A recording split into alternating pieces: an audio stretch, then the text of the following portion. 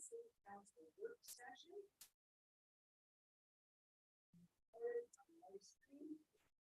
Welcome, Paul. First order of business, I would like our guests, our engineer guests, to introduce themselves. We all know who we're talking to or who's talking.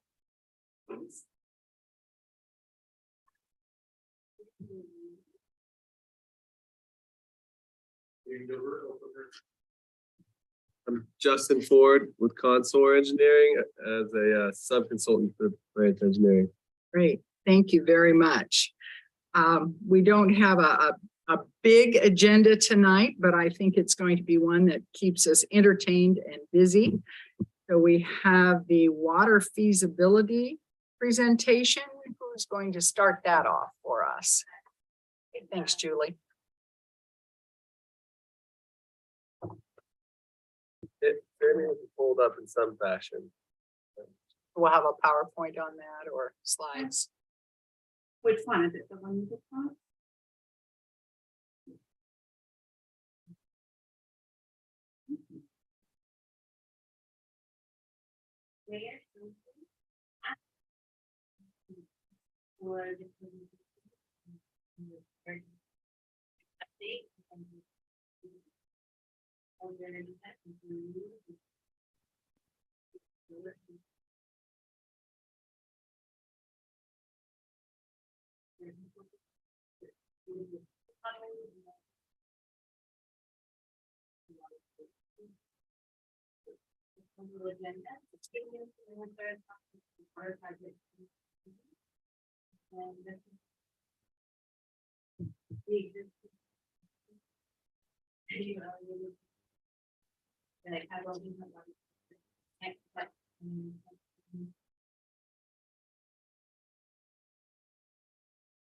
Thanks, Julie.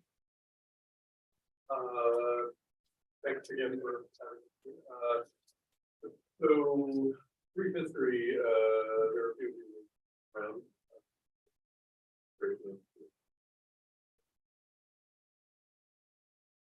Been the engineer for 10 years.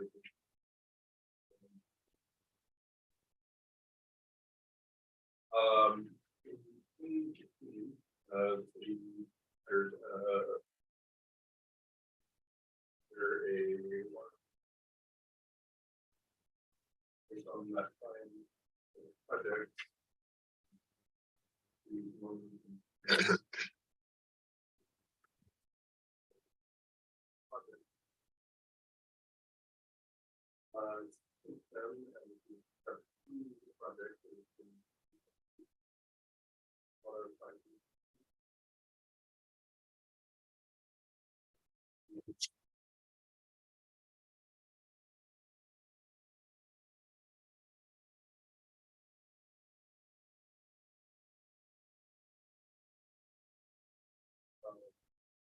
Part of the project.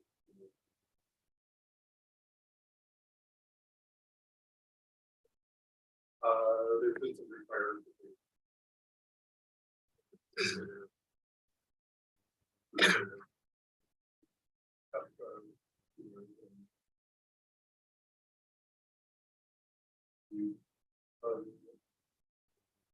Well,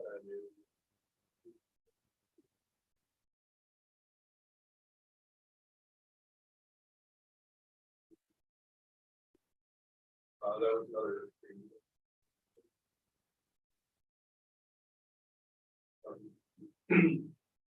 Briefly back in the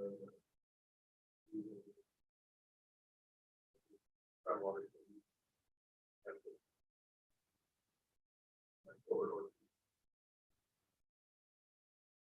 Get a test ball there.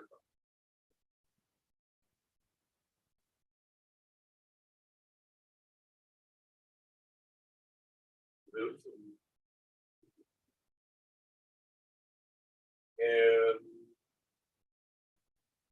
some of you are aware, we recommended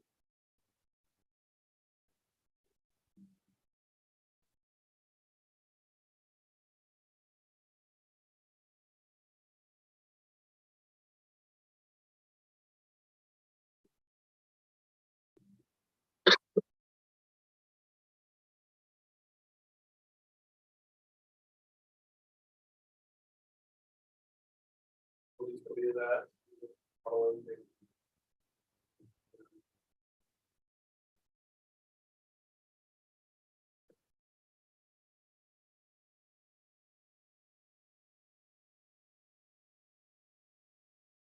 All right, so, yeah, just backing up a couple slides, Sam, you don't have to move, but the second page of this handout you've got, I shamelessly threw a few photos of me on there. Just because many of you don't know me, some of you I've met at previous sessions, probably know Branch better.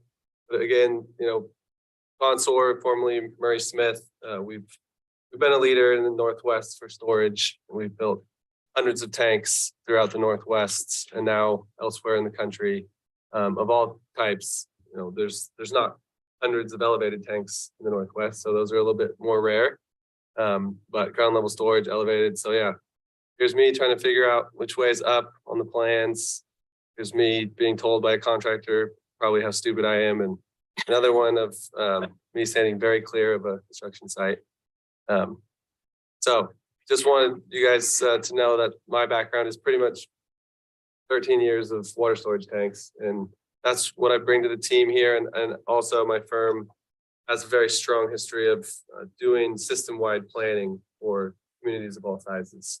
That's, you know, part of what we were brought in to do, was to create the hydraulic model that can be used for the city moving forward, and as a basis for this kind of current, you know, point of nexus point, I guess, of what directions to move in and how quickly. And while that tool doesn't tell us everything, it is kind of a necessary one to start with. So what the feasibility study encompasses, this was sort of a three-pronged approach. And sorry, many of you have kind of heard some of this, but there are new faces here, so I think the idea is a little bit of a reset. So the first is the hydraulic modeling, and we use software called Innovyze InfoWater, building off of the city's known infrastructure, as well as then incorporating all of the recent projects up until stuff that happened this fall, and planning to make updates as new projects are installed. And then the model gets calibrated through on the ground flow testing. Public Works staff was able to successfully do that and calibrate the model. And basically, you know, the model can't just say, okay, here you go. You know, it's only as good as the person who is responding to the buttons that are being pushed. But storage, we know the storage is needed. The additional tank is needed in town. And we generally have an idea where an elevated tank would be feasible in town. And we can also kind of look at where there's deficiencies and fire flow issues. And the blow up map that you have, the system that will go correspond with the capital improvements project summary table. That's just a small snip of it there, but you have a much bigger version of it where you can kind of focus in. But ultimately, bringing water to the east side and looping it around, that's really the big improvement that's not kind of central to town, or along with the new well that Damien just discussed. You know, that's kind of the big ticket items here. And you know, there's development that's going to happen over there, and we know there's additional storage. So the questions and discussions are about the timing on those. So yeah, the model is a tool that will continue to be leveraged, and it luckily is in now the hands of people who will use it appropriately. So moving to the next kind of prong of the feasibility study was what's the future for the existing reservoirs that the city has. There's two of them. They're identical.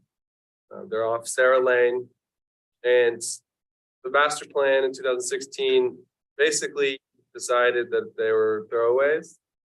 And you know, my firm, me, and others in my firm, and others around the Pacific Northwest who specialize in tanks often don't like that answer. You know, if that's the answer, that's the answer. But ultimately, it's nice to continue to use assets that are already built if they're able to be continued on. And so we did basically a seismic analysis of those tanks over at the end of last year, Q3 and 4 basically, and had some kind of better than anticipated news. We found that it's definitely feasible to continue them in operation up to current seismic codes, which have changed drastically since they were built, with some minor upgrades. So a lot of times with this era of tanks, 60s, 70s, 80s, their foundations are way too small, their plate thicknesses are way too small, amongst many other operational issues. In this case, we found pretty good news that with not a minimal or I guess negligible upgrades amount, they can be continued in service. So the question though is the way the city operates their water system is what's called a closed loop constant pressure system. So in the map, you can see there's the existing BPS there. It's booster pump station. So your wells feed these two tanks, and then the pump station takes water from those two tanks and feeds it into the network, the distribution system, to constantly provide pressure for users. If the pumps fail and enough people pull water out of their pipes, there's no longer pressure. That's a health code issue as well as a delivery issue. There is, redundancy at the pump station, and there's backup power for power outage. But it is a risky way of serving the amount of customers that the city has, and it is a way that can serve and has worked for decades. But it's in our opinion at least, a better method to serve customers by gravity. So hence the need for an elevated tank. The nice thing about the tanks that are there, they're not elevated. We're just going to put them, high enough in the air to serve by gravity, but they can be used to house emergency and standby storage, even if there's an elevated tank somewhere in town that provides the daily water flow. So they can still be repurposed in a useful and necessary manner. You don't have to replace all that storage. And we do know that city's long-term growth projections is that they need about 1.75 million gallons of stored water, with the highest projected usage categories, basically peak hour demand plus fire flow in the summertime. And so that's kind of the number. So you have 1 million gallons already. Then there's a 750,000 gallon tank that's sort of out there as the next step. As Damien mentioned, that was looked at up on the hill outside of town to the east. And there were issues with that site, but also it was a very remote site, not a very good site for public works, and water quality issues with pushing all your water all the way out, way past everybody, and then bringing it back for people to use. Basically, large concern that a bunch of that water would just kind of move up and down and never see customers. So there were things that could mitigate that a little bit, but ultimately, elevated storage in town is a much better solution there as well. So we looked at providing elevated storage, big blue dot there at that site.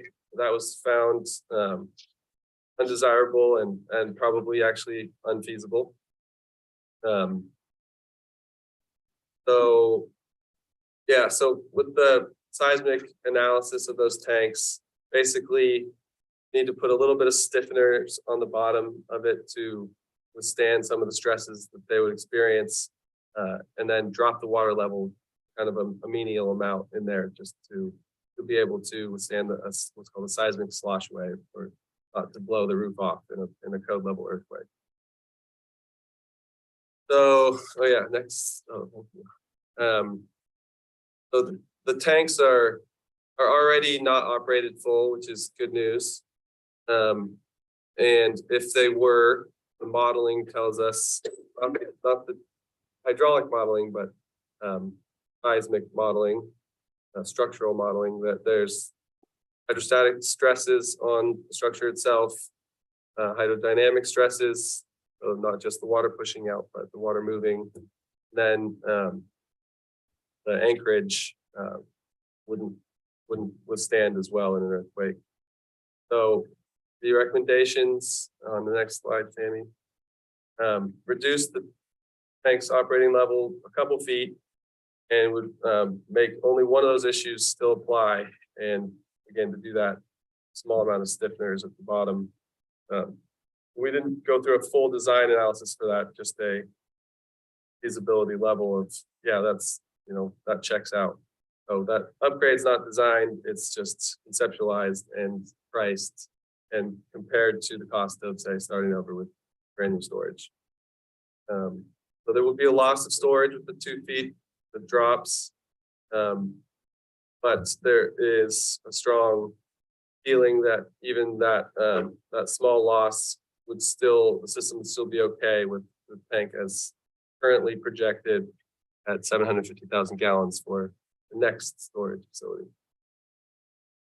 So yeah, I thought that was good news and certainly beats demoing them and starting over, in my opinion.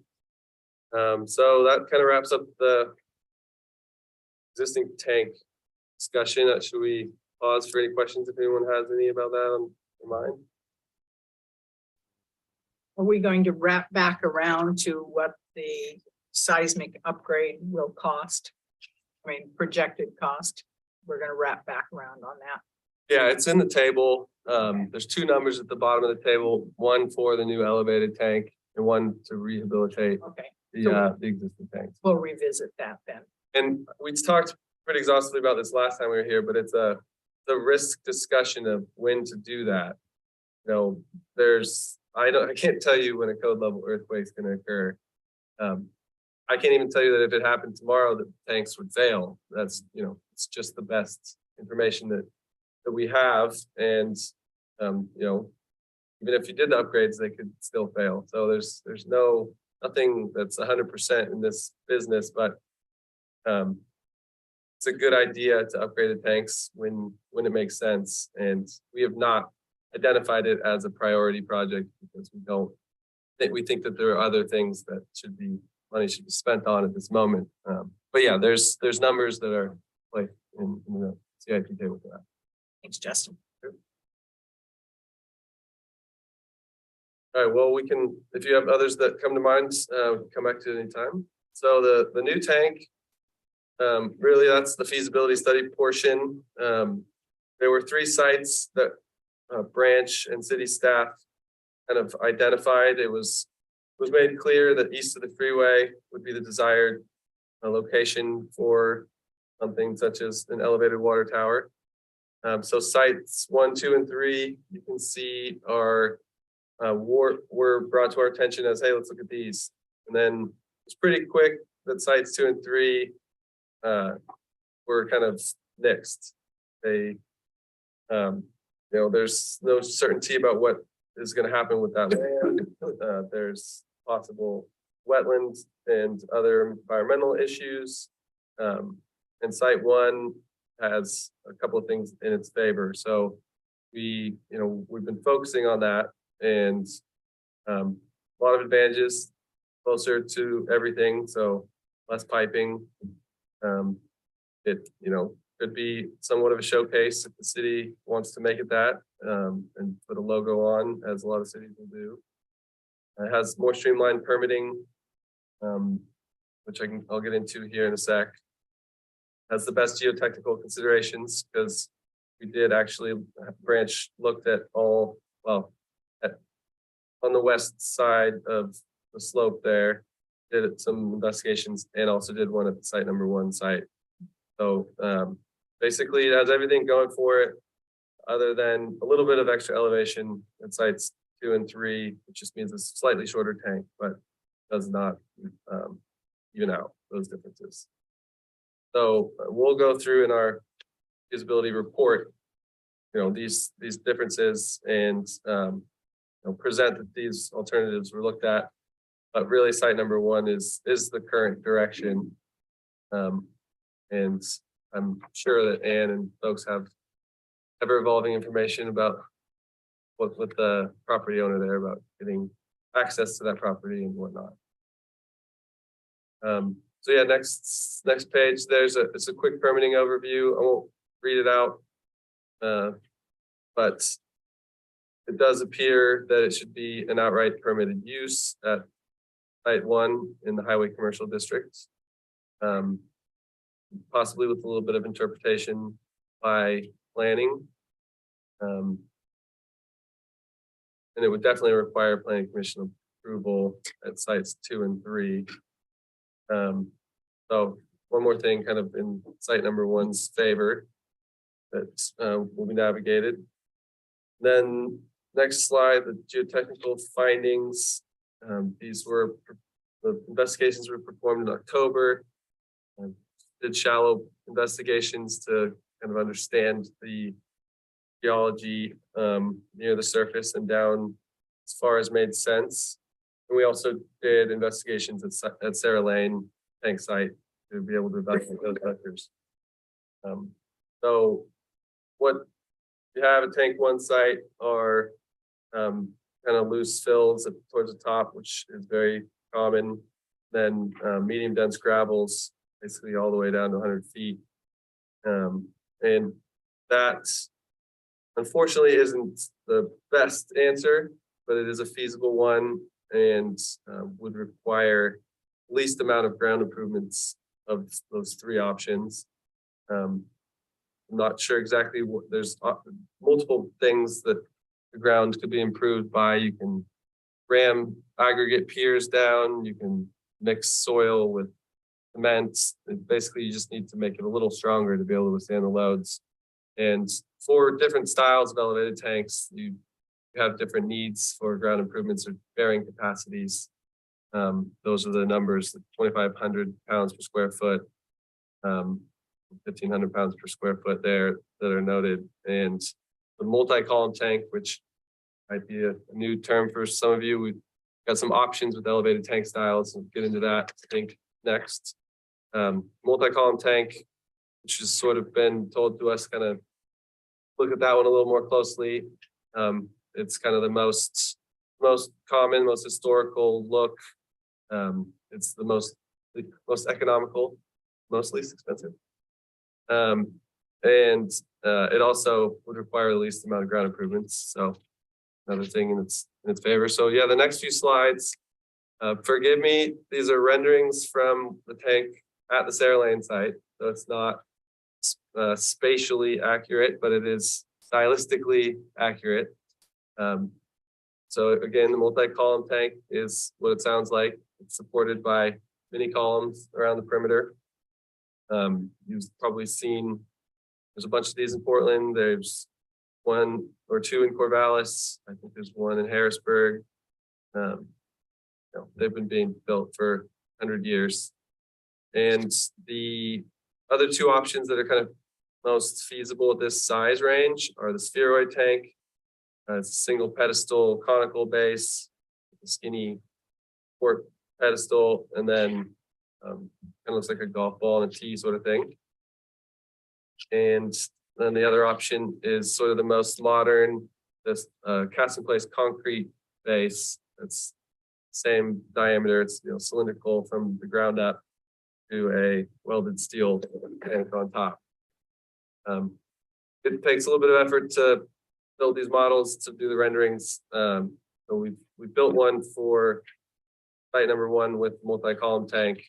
Didn't want to go through all the effort to render the different tank styles at site number 1, but we could if people are very interested in seeing that for purposes of discussion. So yeah, that's just kind of the style overview of what's on the menu, so to speak. And so site number 1, just going to get into a little bit of what that looks like. Currently a mix of uses going on out there. And there's a portion of it that has been sort of identified as a possible location for this facility. The next page shows where that is and a plan view layout of what that would look like, kind of up against the freeway off ramp and halfway down sort of that general area off Van Dyne. This is a complete first guess as to how it would be accessed, how water would get there and back. There's no right of ways through that area. Van Dyne's the only nearby right of way. So it's totally up to the city on how to navigate the access with the property owner, but it seems to make sense. There's going to be a pipeline down the east side against the 100-acre lot, what we call it. And so that could bring water in and out to the facility. Water could probably also come from Van Dyne.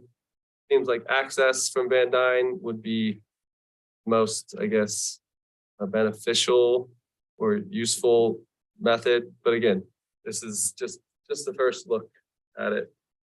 So, you know, a simple site, tank with the inlet outlet water line coming in, a stormwater pond to be code compliant with development code.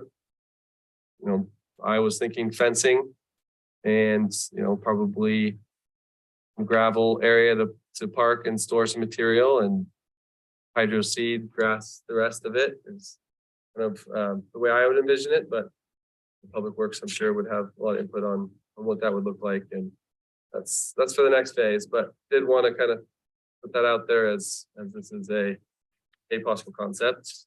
And then again, we went ahead and modeled it, you know, with the tank in its location and a few different photos looking from different directions, just to kind of get a sense of what that might look like in town and in the freeway.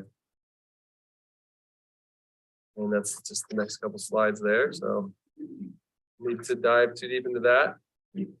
And that's pretty much the extent of where we're at with the tank right now.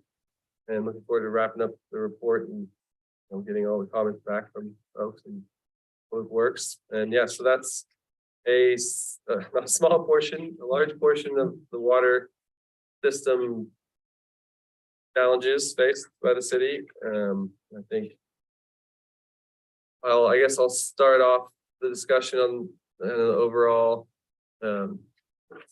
work that we're talking about. And I guess, Ms. Mayor, to answer your question about the cost to rehab those two tanks, that's shown on that next page. I did leave this slide on from last time. So just to give some ideas of what the tank work looks like. It's hard to pin down. It's a very moving target, very volatile construction market. But somewhere between $4.5 to $8 million is most likely what it would be, and it will depend on the style of tank selected. So it's not cheap to build elevated storage, but it does come with many less headaches once completed and more peace of mind. And so, yeah, then for the rehab on the existing tank element, we anticipate or estimate around $1.5 million to rehab those two tanks and do what's needed to keep them running and in service and code compliant. And you can compare that to the full tank rehab, which is just intended to mean if we kept the water level all the way up top, we'd have to do more intensive rehabilitation or replace the tank. Those would be about the same amount of money, or twice as much.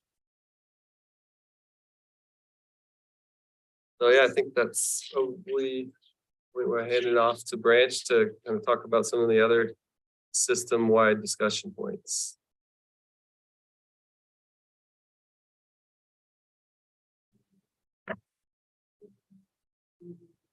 Yeah.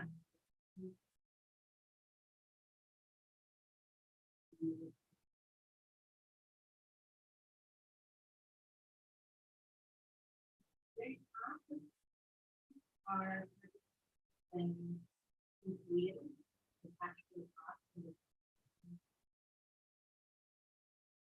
Then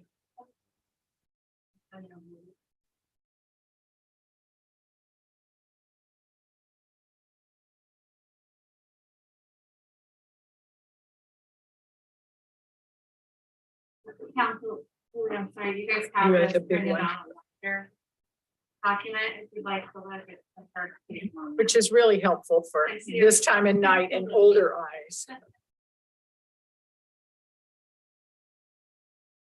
And it might be helpful, Sammy, if you want to toggle to the full map. I don't know if anybody can actually see it, but they can kind of see, because they're numbered, right? There's 1A, 1B, 1C, 2A, 2B, 2C, and those are corresponding to that that figure. You only have printed at 8.5 by 11.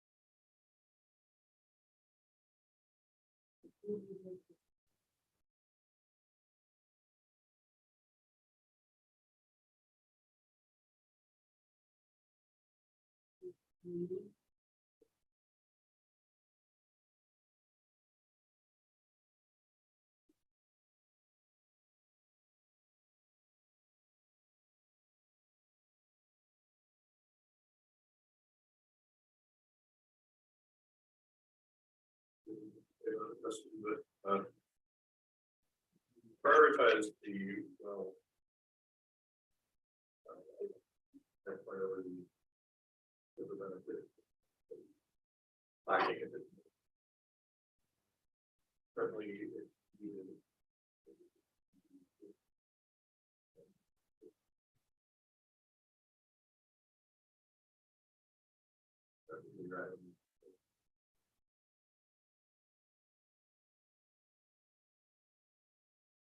Wells or.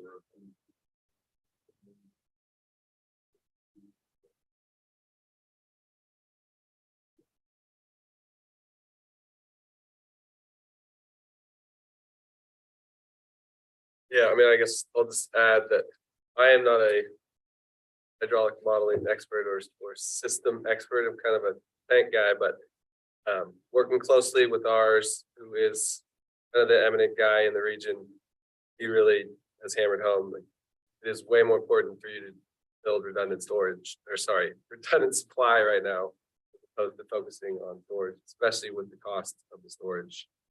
And the question about funding. So the well moved to the top based on a concurrent review by people who developed the system model and know how these systems are meant to be successful. And I think Public Works feels so strongly about the redundancy there. Yes, we do. So yeah, and then really didn't put a time frame or project ID number on the tank work because we really don't feel that it is a pressing day matter. It's a short-term issue in that it's 5 years, maybe 10 years. It's going to be needed based on development. It really is not needed today. The system operates fine, operate better with additional supply. And as development occurs, especially on the east side where this is conceived, then the additional storage will also be needed. And you can also plan for the economic hit that that's going to take through that time frame. So yeah, it's sort of purposely left off the when is this going to happen is discussion. I mean, it could be prioritized to be first on the list, but that wouldn't be our recommendation, and it also would require some pretty creative funding. So.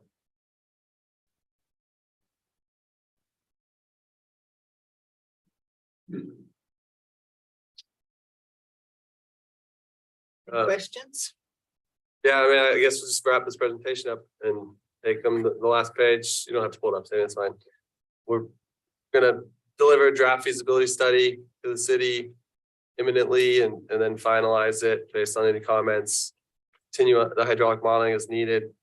Then I think it's a little bit more into that discussion of, is that project implementation schedule what the city really wants to do? We're moving around a little bit, how to secure the funding necessary, and I think Julie's done a great job of kind of showing what those costs are gonna be and projecting them out over time for inflation and then executing it. Yeah, that's kind of all we had to talk about. Happy to answer any questions. Counselor Fox. Three. Why were, and this may go to this side of the table, why were the existing water main? Can I ask, grab your mic so that that's close? As, yeah, make sure we're on and make sure that we can be heard. The existing waterways that were abandoned? Water mains? There are two on the map.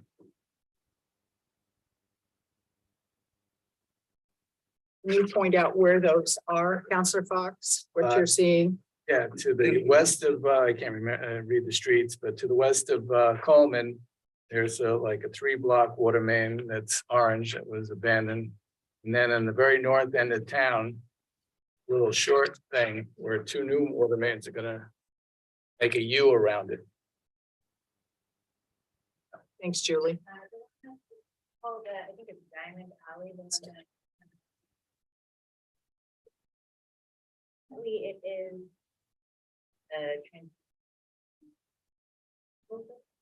And we're moving. We're gonna move.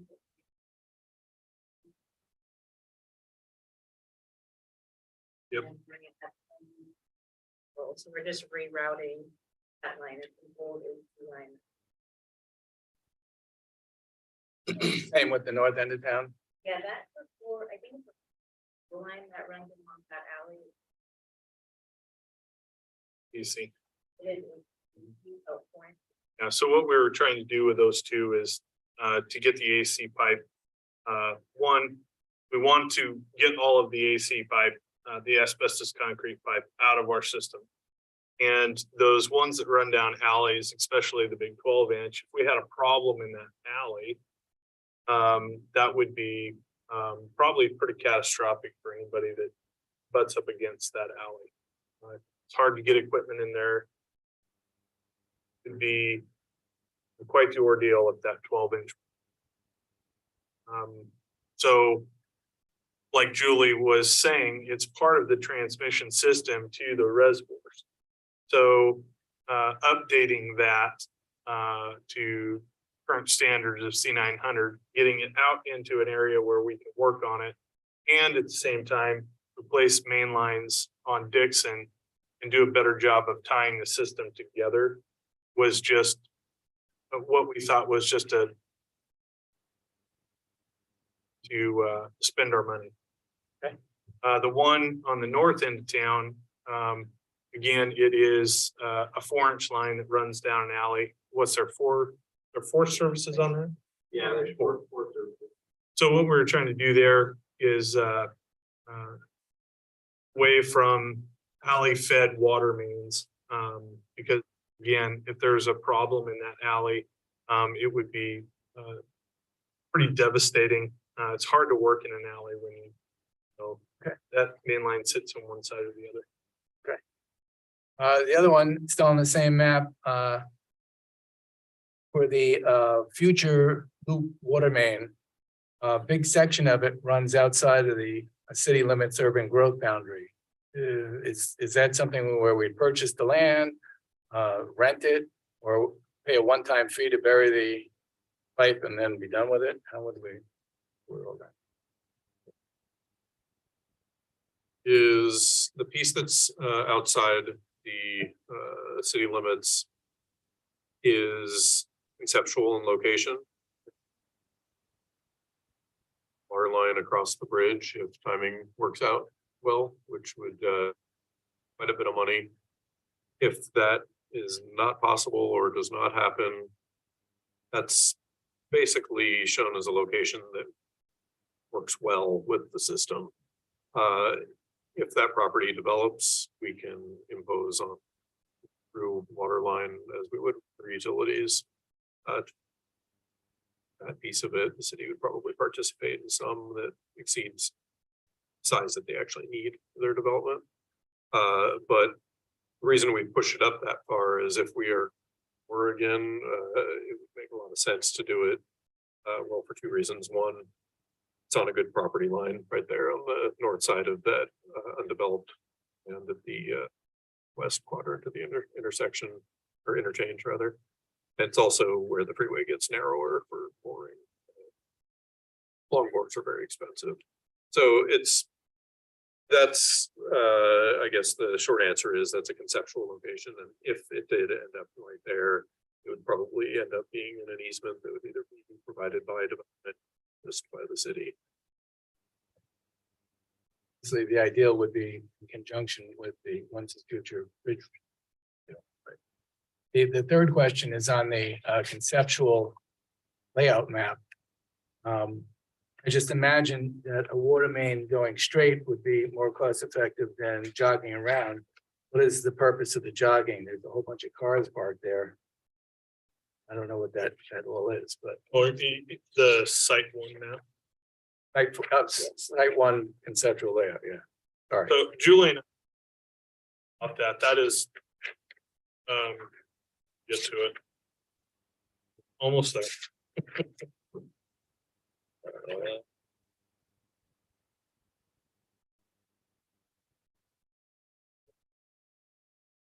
So again, this is total conceptual, whether it sits on that northwest side or that northeast side where the cars are. It does make more sense to probably land that over on that northeast corner of that property for shorter pipe runs, but this is definitely conceptual in nature. So it could be a straight line. Yeah, it could be. Could very well be. But it's going to be in that general area. Yeah, I think Counselor, when I drew this up, it was, I don't know what this site, if they're gonna totally abandon everything that's going on there. It's like, so there's 100 different things happening there, and I don't know if it's like, okay, here's your corner. Work your way around the rest of these trucks and cars. I guess I just didn't want to blow them out if I didn't have to, so. Okay, fair enough. Well, with that layout, they could always, park the was it the square? Yep, there.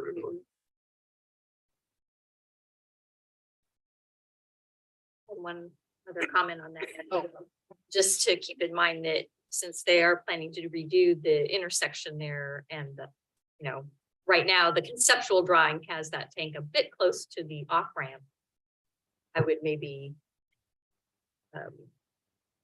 just keep in mind that the off ramp, I don't know if they're planning to redesign the off ramp when they redesign the bridge that goes over I-5, but probably leave a little extra buffer, a little extra room. Both in of case these they- are fairly long. That's a great question. And we also talked about that as well. We considered that. I think that off ramp at this point is constructed to that. Sorry about that. There is a conceptual drawing for that interchange that I can pass along if it's helpful. Yeah, they don't usually move the right of way lines when they do those things, right? Yeah, right. And that ramp was lengthened back in the mid 2000s quite a bit. So I don't know if it would be needed or not. It's hard to say if that would get changed, but Worth checking. for Yeah. sure. Certainly a good point. Thank you, Counselor. Oh, Counselor Lehman. So, $4.5 to $8 million, that's just assume that 6.25, when we get down to the point of finalizing the design and moving forward with the contract. I assume that we would go with your firm, or do we have multiple bids going out? But what's the, is there going to be an inflation factor, time and materials? Is it a finite set bid, or is it going to be adjusted as we go? Does that work? Are you talking for the engineering services or for the construction? The construction. So there's lots of different procurement methods. The most standard is the design bid build method where you hire a consultant to, prepare plans and specifications. And like you said, you can go out for, probably have to go out for requests for proposals, select firm based on qualifications. And so then have your consultant perform that design, and then they manage the bidding process for public bidding, comply with all state procurement rules, and then you would award to the lowest responsible bidder. And we don't typically include escalation in those because the contractors that do this, it's pretty much all that they do. And they, I can tell you that I've had plenty of conversations about, well, steel prices have gone up since we signed the contract. And, there are mechanisms to include that, and it can be discussed. ODOT does a lot for, say, long stretches of guardrail. They have mechanisms to do that, but standard municipalities don't always have that kind of contract language as readily available. And typically, if it's written into the contract that it's not going to be a discussion, then, they put a little bit of extra risk into their bid and kind of accommodate it that way. And oftentimes when you do include escalation, so there's a mechanism that if prices go down, you can actually get your money back. That's something that you would cross that bridge when you're, halfway into the design process. That whether we build a third tank or not is probably down the road, but certainly not something that we've decided at this point. As you can see on the projection, it's down number 5 on our sort of water project list. So I think those are certainly valid points, but probably we're getting a bit ahead of ourselves at this point. That's a big number, I will Yeah. say. It was one that I went, so, yeah. So, I mean, following up with that, so clarification is we're really just looking for the third well to produce what we need. And down the road in 10 years, 15, whatever that number is. Whatever that number Then we're is. looking at a potential site to then build an elevated storage tank. So a lot of this is just all conceptual. We just know we need an additional source, correct? That's what my understanding is that Yes. Brian and Damian. Yes. Yeah. I think that the additional reservoir, there's a couple different reasons. Maintenance with an elevated storage tank, I think we've talked about this before. Your day-to-day power usage goes down because it's gravity fed. You're not running pumps as long, the fill and take out. Obviously, fire flow is important, especially on that side of the freeway. There was one other thought I had in my head, and I know Damien's probably got it right at the top of his head. No pressure. Damian. Oh, seismic. If we had an earthquake, that elevated, believe it or not, that elevated storage tank would probably hold up a lot better than the ground level. Now, like Justin said in the very beginning, if we had a major earthquake tomorrow, there is no guarantee that those things would be upright or right. You can only go with the information that's best at the time. And I think that if we do anything at all, you really need to think about the seismic upgrades to the reservoirs as they sit, because without them, we're really kind of we would have a problem.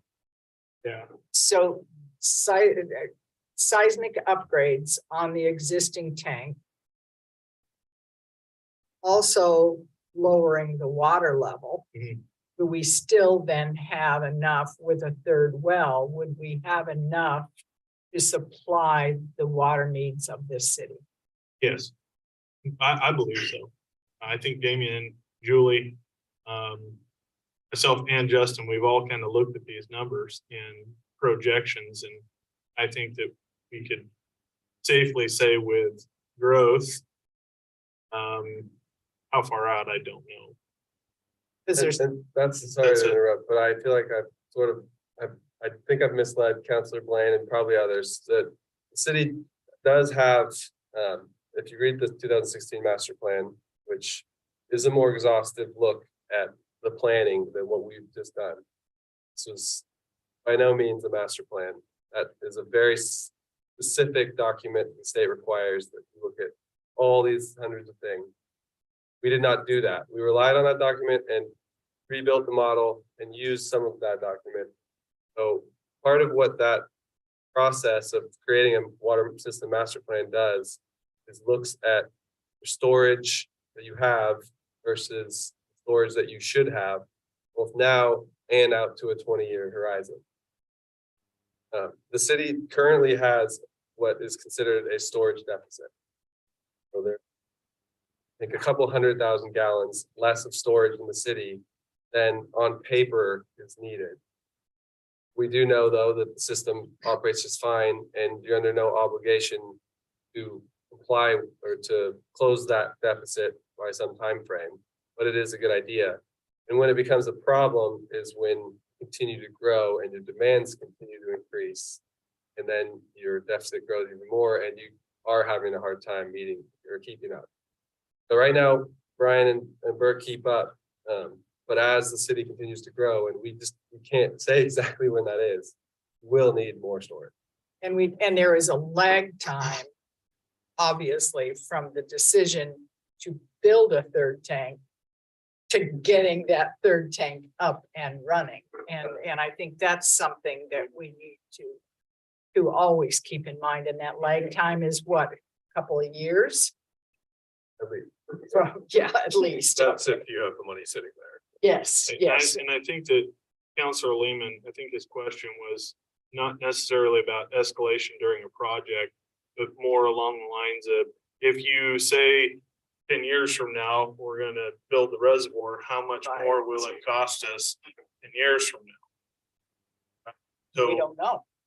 I think we did build in 10% inflation factor. Yeah. Into this project.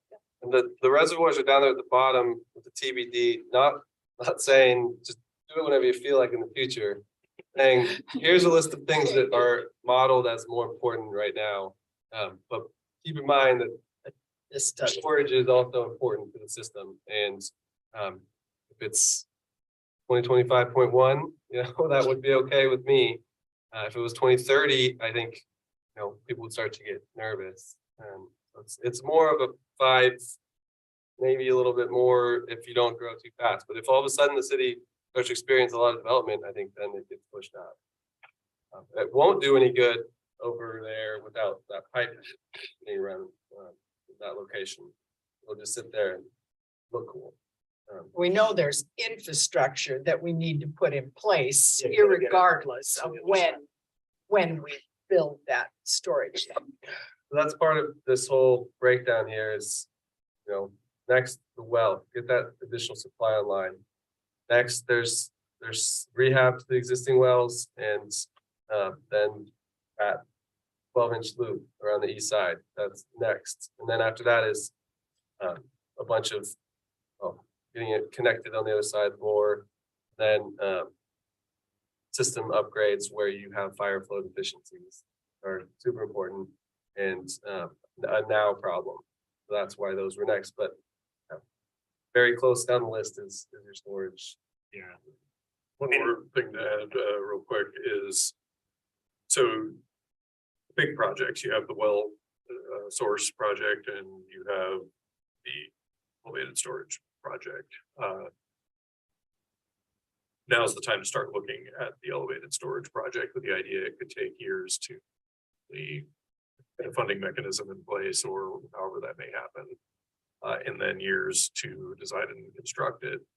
The well, on the other hand, we can likely be drilling that second quarter of this year. That can happen right away. So obviously, the benefit that the city sees from that is much more immediate. And it also will hold over some of the deficit a little longer. I mean, yeah, that's my concern is, right, like, the well is obviously a more immediate need, but the storage situation, we absolutely have to grow in order to make that even feasible. I mean, that cost doesn't make any sense to our city currently. And so that's really hard to, we can try to plan for it, but we already have a water sewer cost to our citizens that is excessive. So I'm just concerned that maybe we're not gonna get there in 5 to 10, 15 years, unless we open up UGB or do something totally different. And that UGB on that 100 acres was very difficult. And that could take 5 to 6 years to even reap any reward from that on the city side. So I'm a little concerned that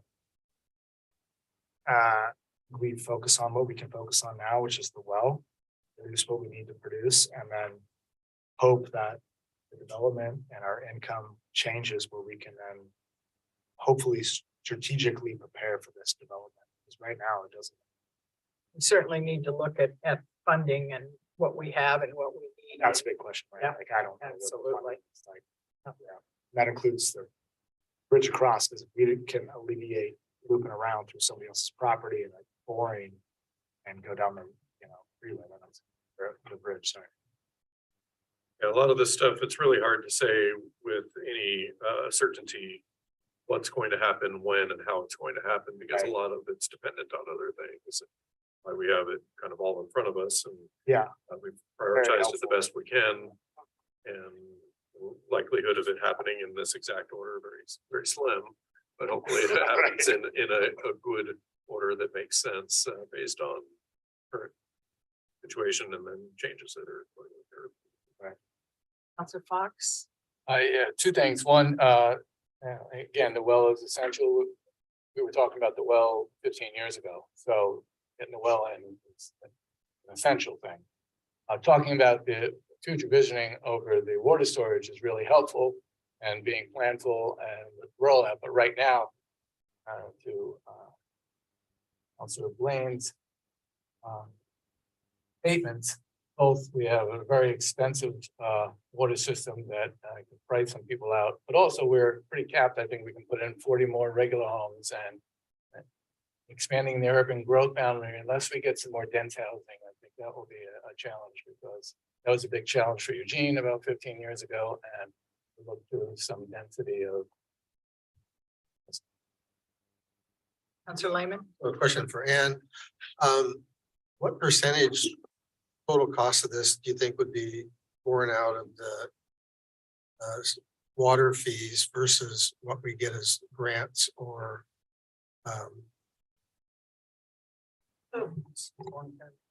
what I've done is, and I can answer what this is going to mean to the water fees and what we have for loans right now. We don't have grants for this system. Currently, we have $5.5 million loan, which we have drawn down approximately a little bit less than half. So the water fees, so basically what I did was I took this projection and I sent it out to a FCSR contractor who builds our modeling for utility rates. Unfortunately, I just got the information back from them this afternoon, so I'm going to share with you very roughly based on what they feed it in. The model they gave back to me is about 20 pages long, Excel sheet with about 20 pages. So it's going to take a while to sift through it and make corrections. So basically, in your page here, basically what we is, Sammy, if you can just put that first slide up. You can't really read it, but being in the projects for phase 1.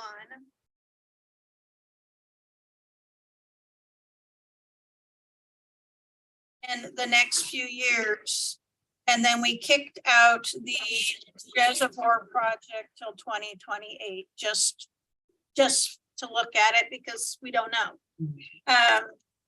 And so what came back, if we are to finish what is in the first 1 through 4 on this projection sheet.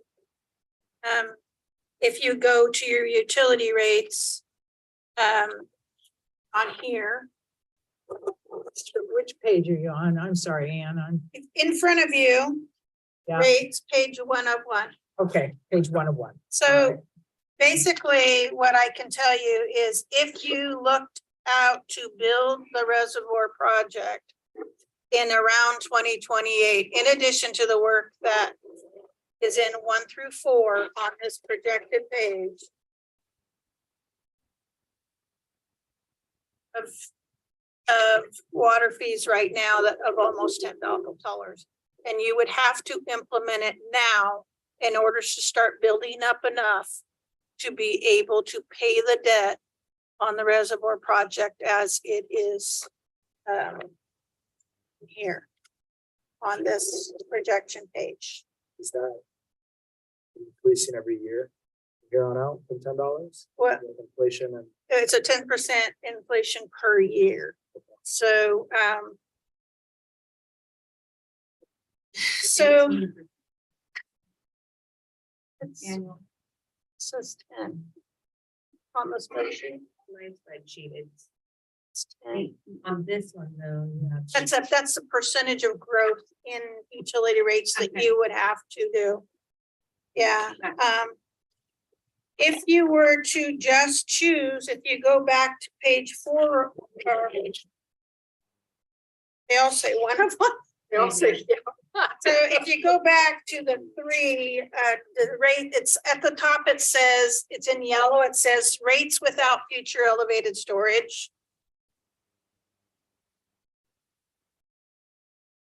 You would need to be raising rates by about $5 an hour right now. year. $5 a month. Well, at $5 a month, for the next few years, and then it levels off.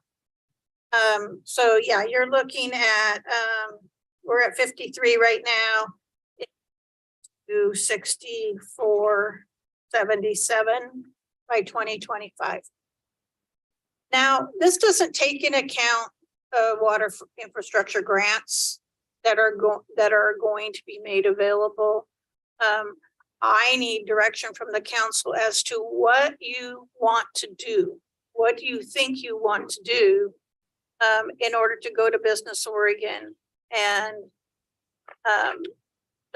this conversation about more money, either more loans. So this is looking at having more loans.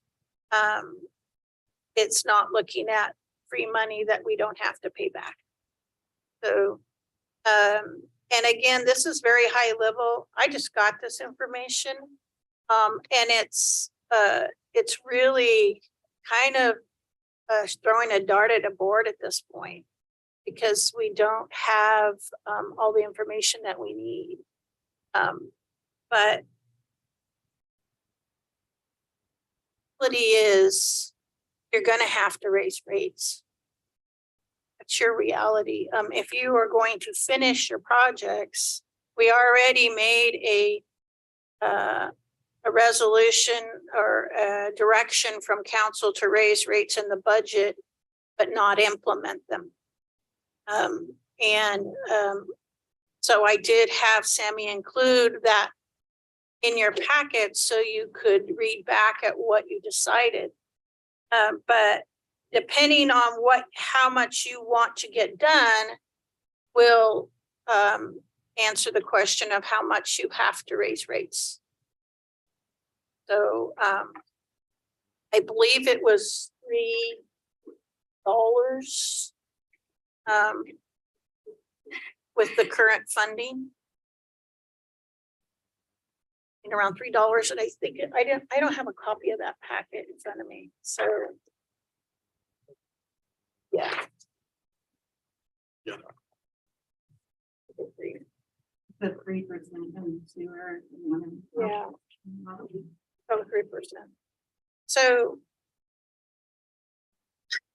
the construction costs have risen dramatically, from where we started in 2016 to where we are now. It's totally different. From when we went to get the loans, it's a totally different market. And so, you as the council are gonna have to decide what do you think you can get done? And what do you want me to do as far as seeking additional funding?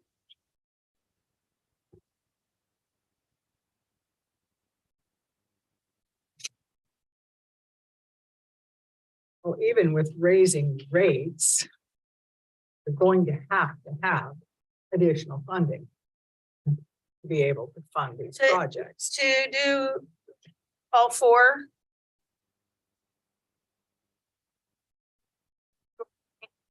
Additional funds. I'm kind of confused about this, Julie, on this projected total cost, and then we have a total project. So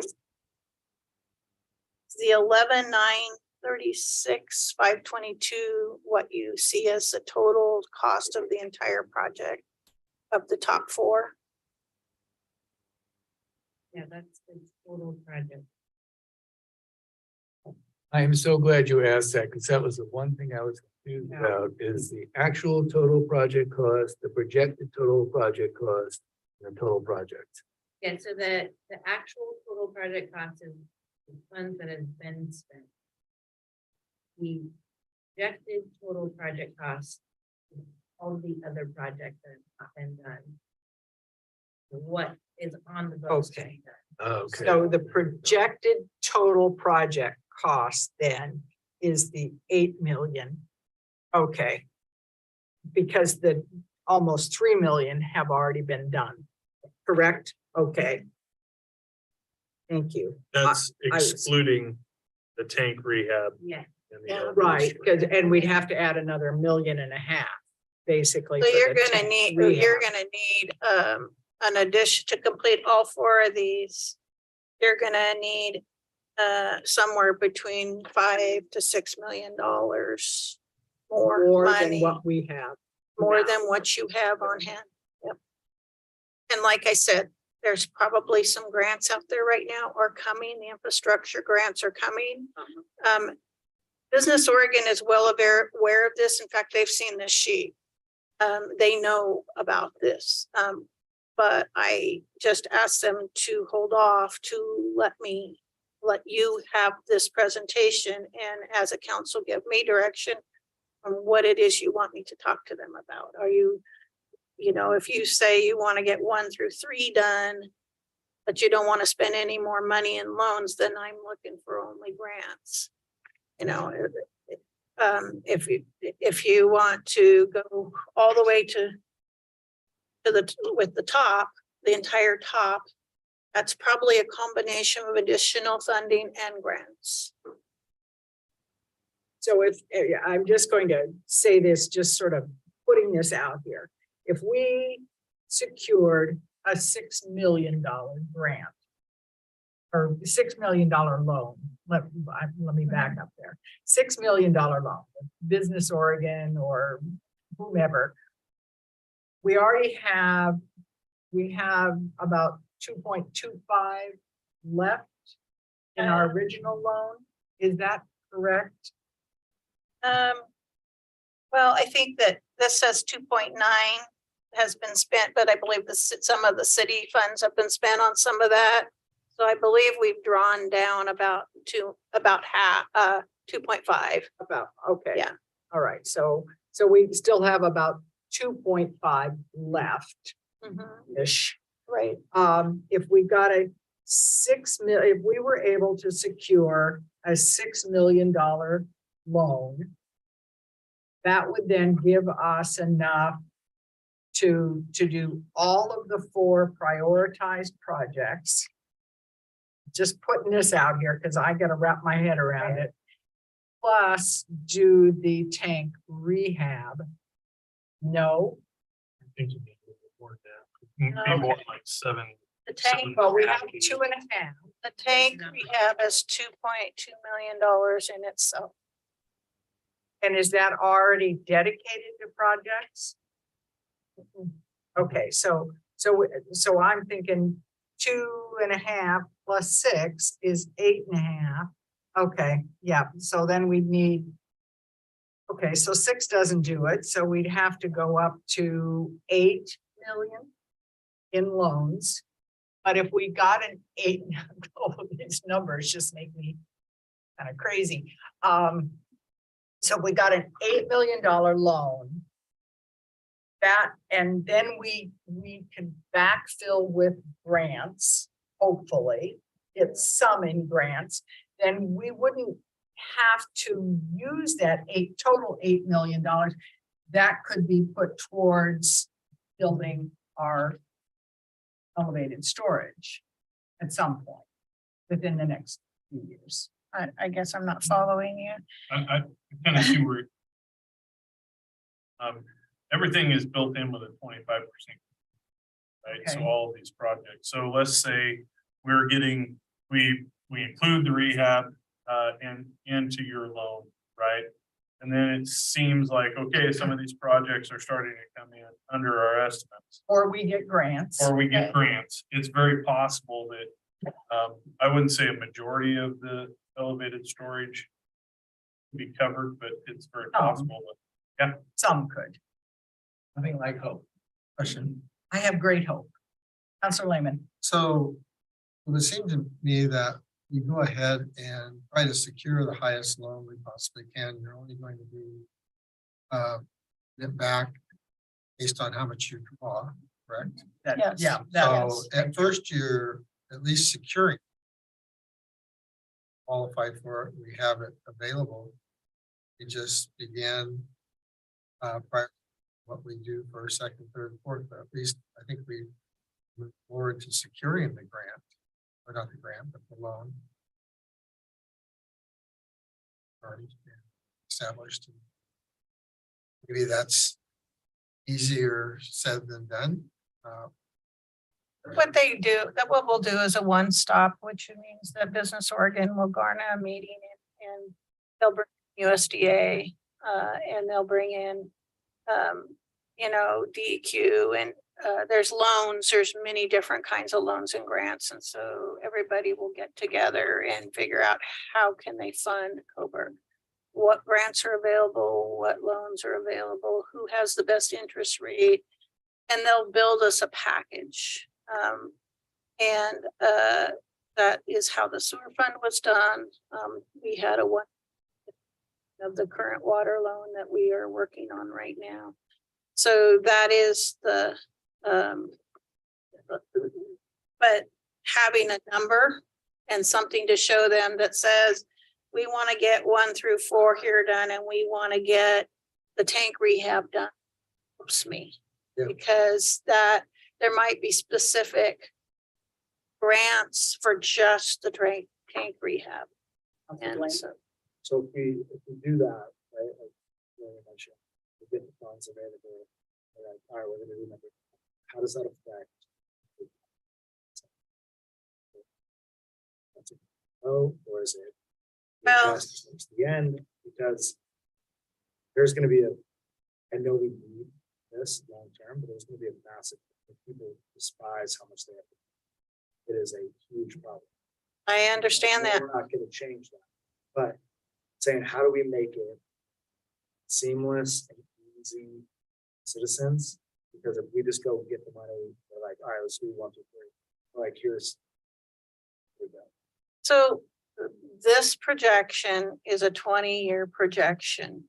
And basically what it says, if you are going to do this project and you're going to pay it back over 20 or 30 years, this is when you start raising your fees, because you're going to have money ahead to start paying those loans. And so you can't think about, well, when we get the project done, then we'll raise the fees. You're not going to have enough money. You have to start now. Right. It's like Which is we- why- yeah, Yeah. it's like we had to consider with the tough Right. Right. We said, you know, we knew we were gonna need X amount of money. And we took it to people and talked about it. And I would like to point out in our packet, we did start last April. It's sort of laying some of this groundwork that says, you know, we've been able to hold the cost for quite some time, but I can also mention that every utility fee across the state, every utility company has raised their fees by 5 to 7%. So which makes it all the more painful. Well, it's reality, It is that is. the cost of doing business has went up. And That's not necessarily counting any capital projects either. That's just. Yeah, It's just. well, we did grow our table by 4%. We've jumped it from 3% to 4% where we're coming up with these. We did jump it. But I don't even know if that's keeping up. So, Saying, for example, in Salem, the yard, one of our rental properties went. Or 7%, just not because Salem's doing any right. project, that's just, they just raised it 7%. Gas is more and everything, yeah. The one thing I will say about rates is this. I think that a lot of cities throughout the state, they do this and they defer maintenance off to the next generation. And what in $20 monthly increase, and that generation is, put it bluntly, pissed. No, we already pay high rates here in Coburg. But if you were to compare us to other cities, and this is the tough part because with other cities, but what those cheaper cities don't have is a capital improvement project list. Maybe the need's not there, but it will be. It won't be long before every city will be paying a high rate in water and sewer. That's just inevitable. It's just when you get there. So we can sit here and talk about deferred maintenance till we're blue in the face, but somebody's babies are gonna have to pay for it. We have the high water, but it's not just water, it's sewer. And really the sewer expense is partially the higher cost than the water. I think people think, well, we pay a lot for water, but it's because we have the step system, which is just economy of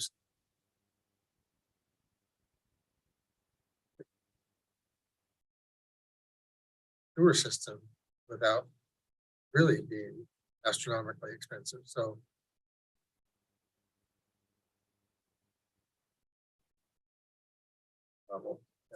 it's the sewer system that's the high cost. Counselor Fox? I think Ryan's point is well taken that many cities delayed, and Coburg's one of them. They were looking at sewer projects in the 90s. They put it off. $30 million sewer system. We went to the step to save money. So it's like a Band-Aid. You know, we have to communicate. Band-Aid off sooner rather than later. That was flashing through my mind, Counselor Blaine. I don't want to look like Mapleton. No. Don't want to go there. So. Counselor, I was curious, you know, if there's maybe a bit more grant opportunities now than maybe there were when we went to put in the sewer. Like through federal. monies. There's infrastructure bill and that has released funds for grants.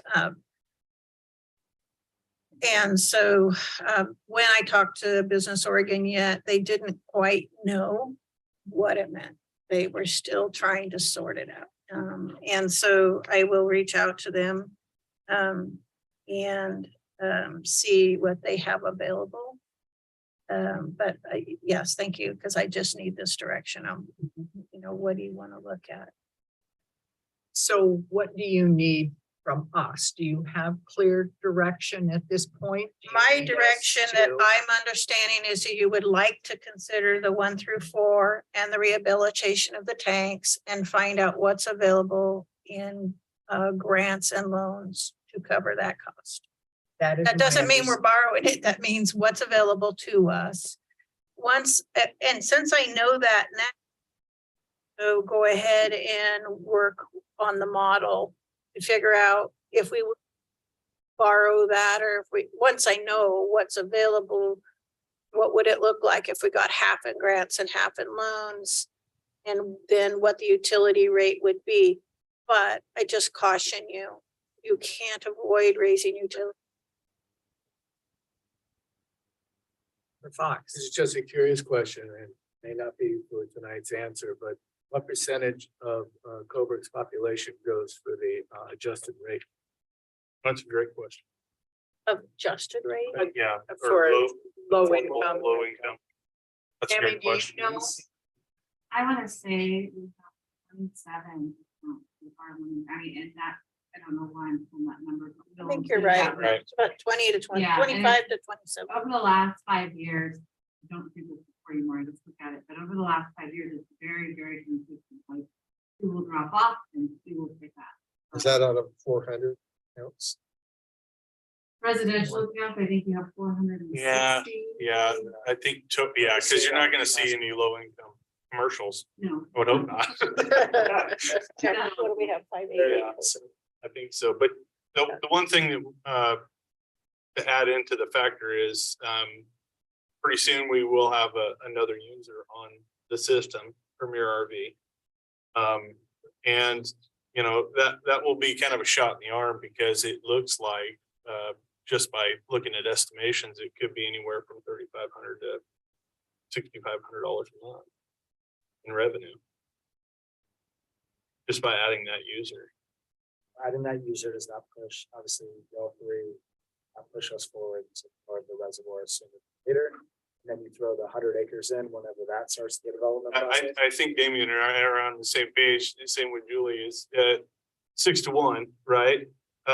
There's different things that we can put into place with these users until that reservoir is put online. They can have their own fire suppression storage systems.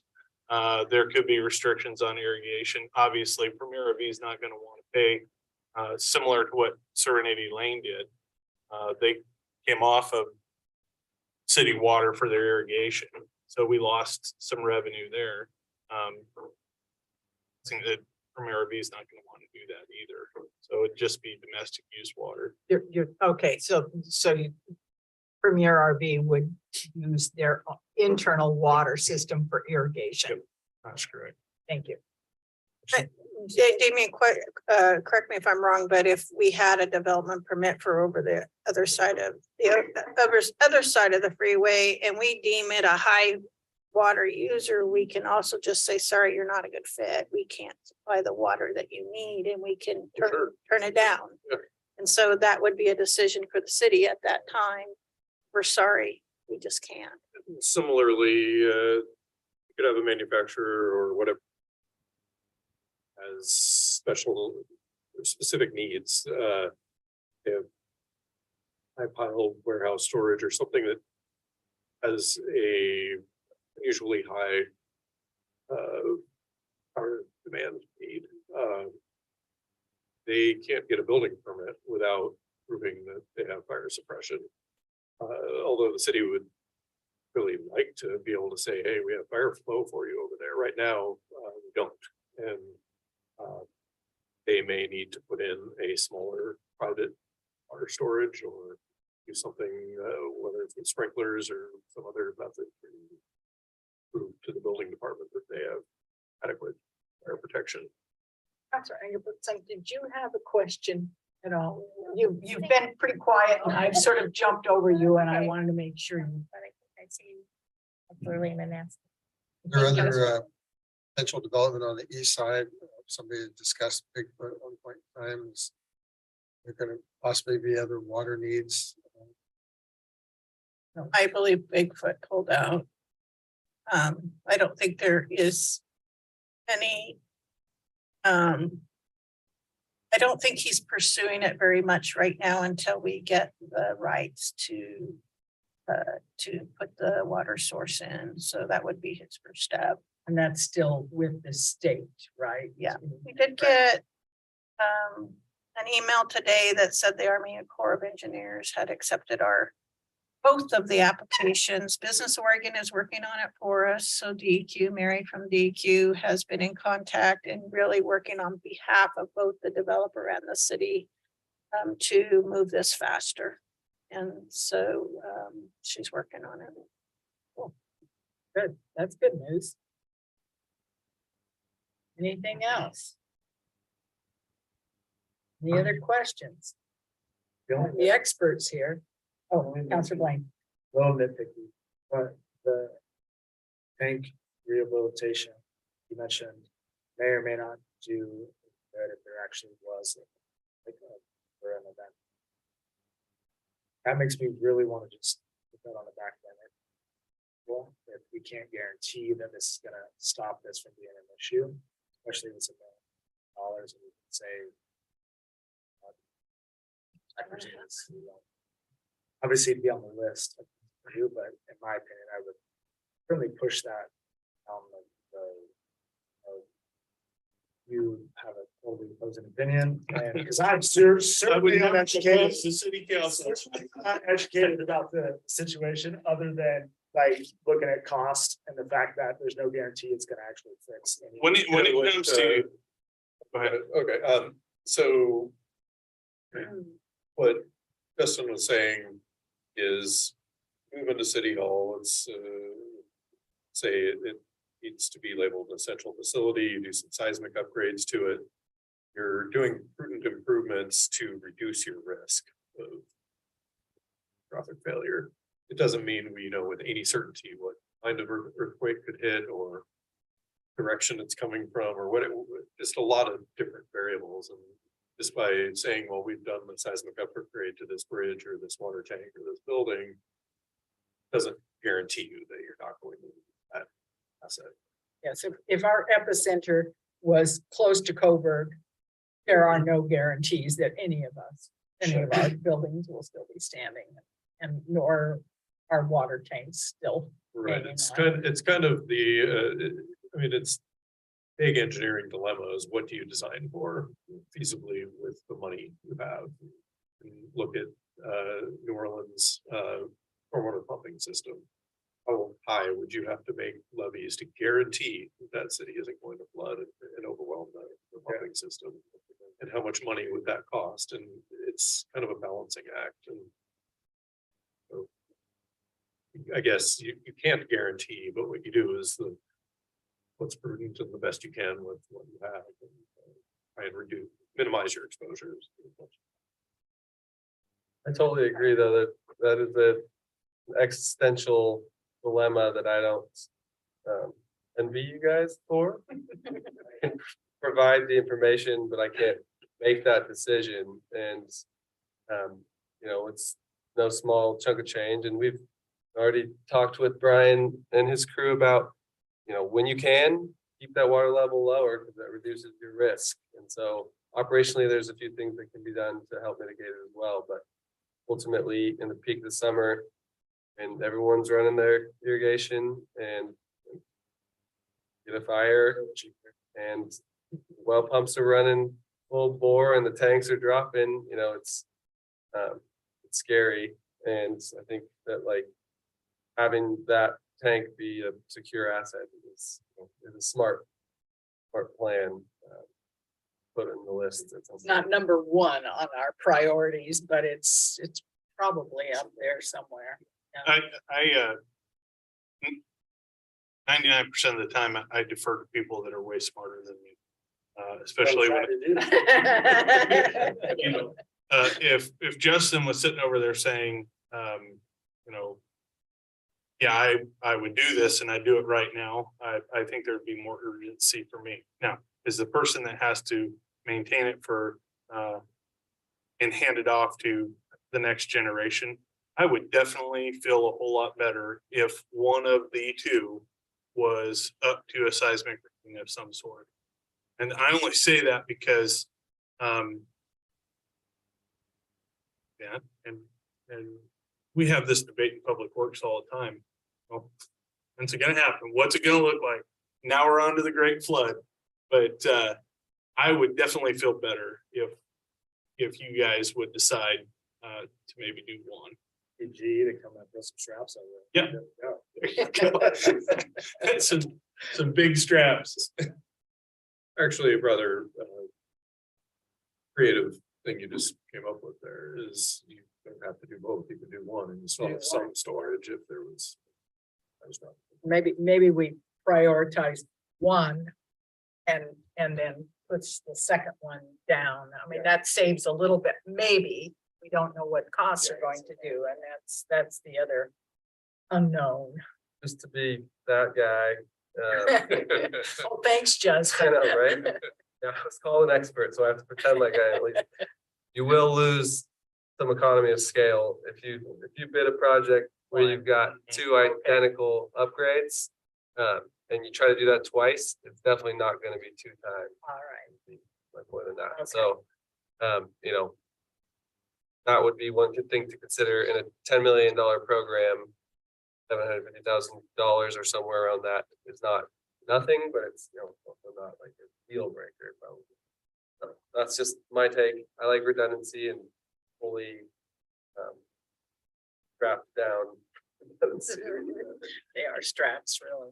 Yeah, well, that's good to consider. I mean, if you have a contractor out to a job site, it is cheaper to get everything done at the same time, yeah, rather than splitting it out. Whether we're talking about gutters or whatever we're talking about.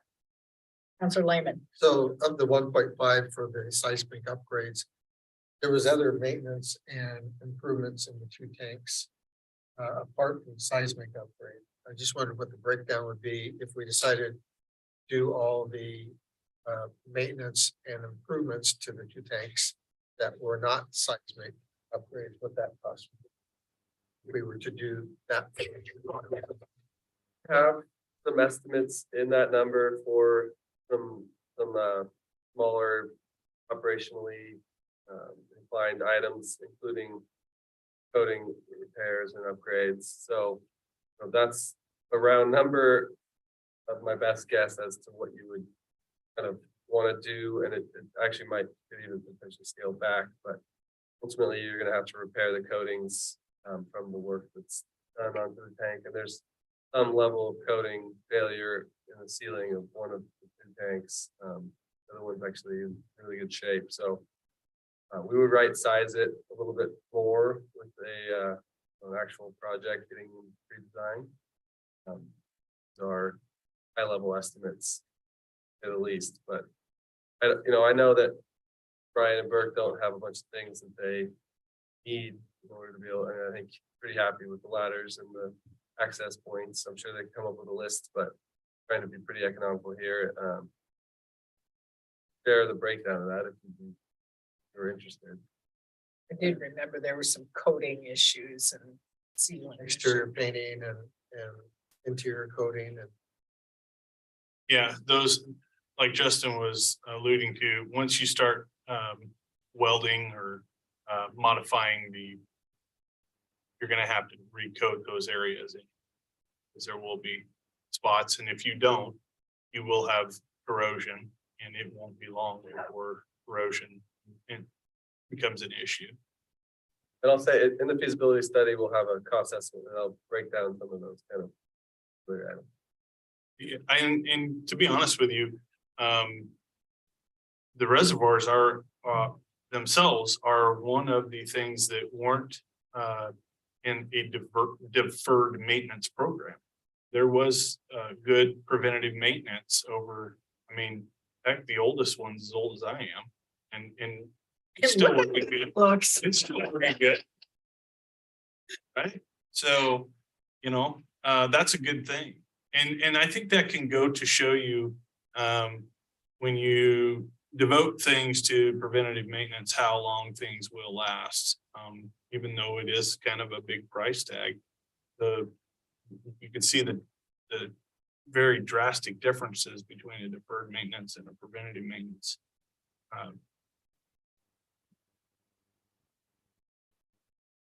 Anything else? Oh, Last Council question. Fox. And you keep saying you're looking for guidance. Are you looking for guidance tonight or are we waiting until the retreat? No. No, this is I tonight. think tonight, I need guidance tonight. So the other piece that I need guidance on, I fully understand what you want me to do with the loans and grants. What do you want to do about utility fees? So that's a hard question. Do That's you, number two. I mean, are we done with this presentation? and We can excuse them while we go to the rate discussion or? Point. That's number two on our agenda, so How just do you- hate to have them stay here for a rate discussion. They're not necessarily. yeah, whatever, yeah, that's fine. We had Would you- already would you kind of, like- Would you like to leave? We're here as long as you would like to have us, so. I don't think that they're Or as long as you need us.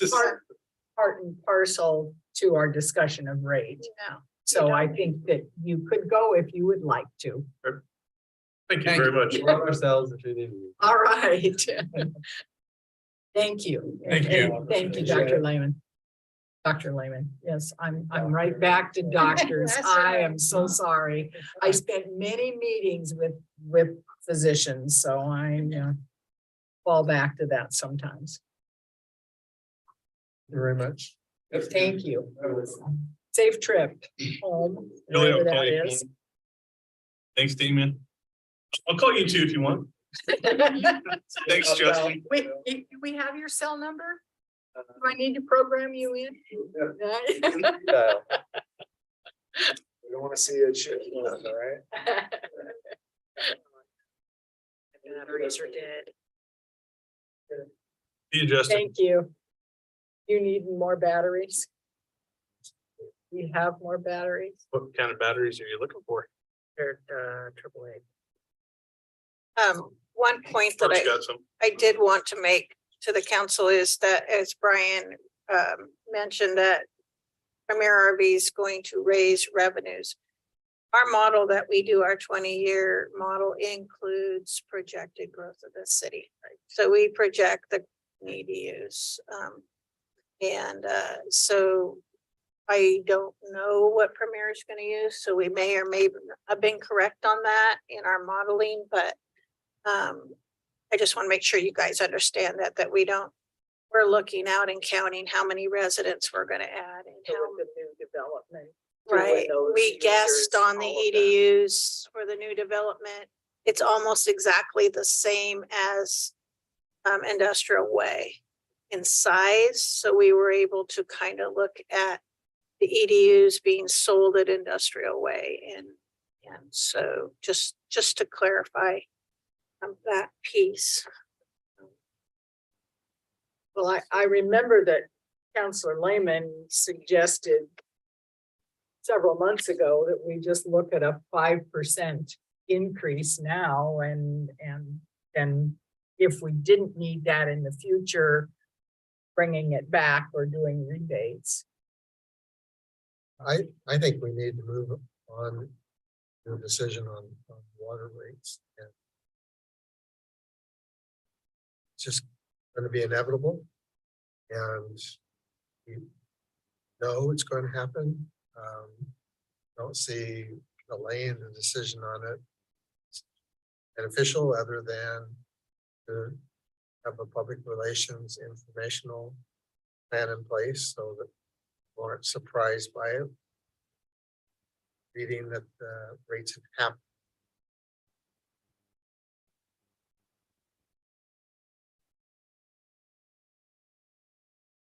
Well, that a $5 a month rate is justified, not just in our scenario, but given what we see is happening in other municipalities. And if we, in fact, don't need that, we could have a plan. That would necessarily happen, but if we certainly did see that we were overcoming from what our needs were. For example, if we were to incorporate this 20-year rate plan with the idea that it could be elevated tower and then do the elevated tower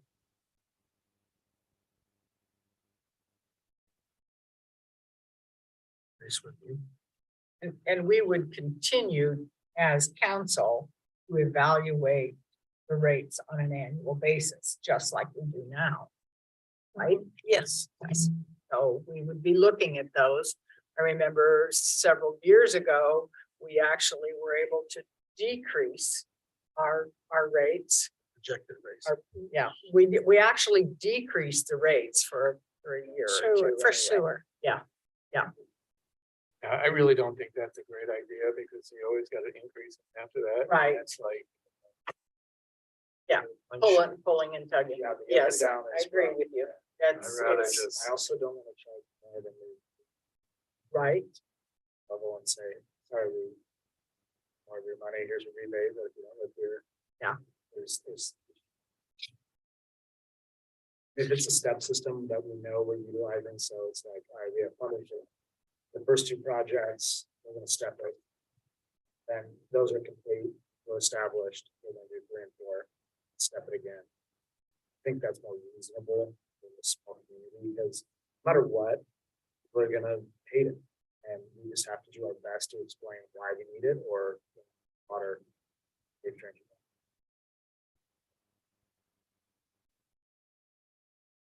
that is very important to have that clarity of conversation. For all of us to be very clear in terms of why, and that written communication goes out.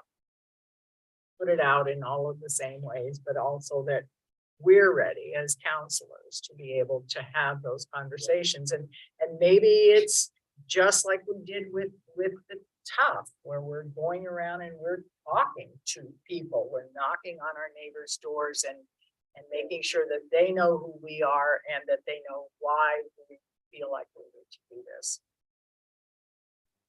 And what do you think, or is like, your opinion, the best way to do the rate? Justify for the. The way we did the tough with the booklet, and we put it out twice, and letters to the public and an open house.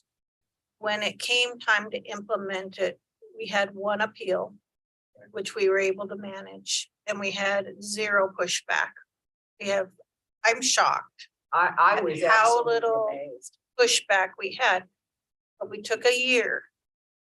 It took a full year. And so I don't know if you have a year. That luxury.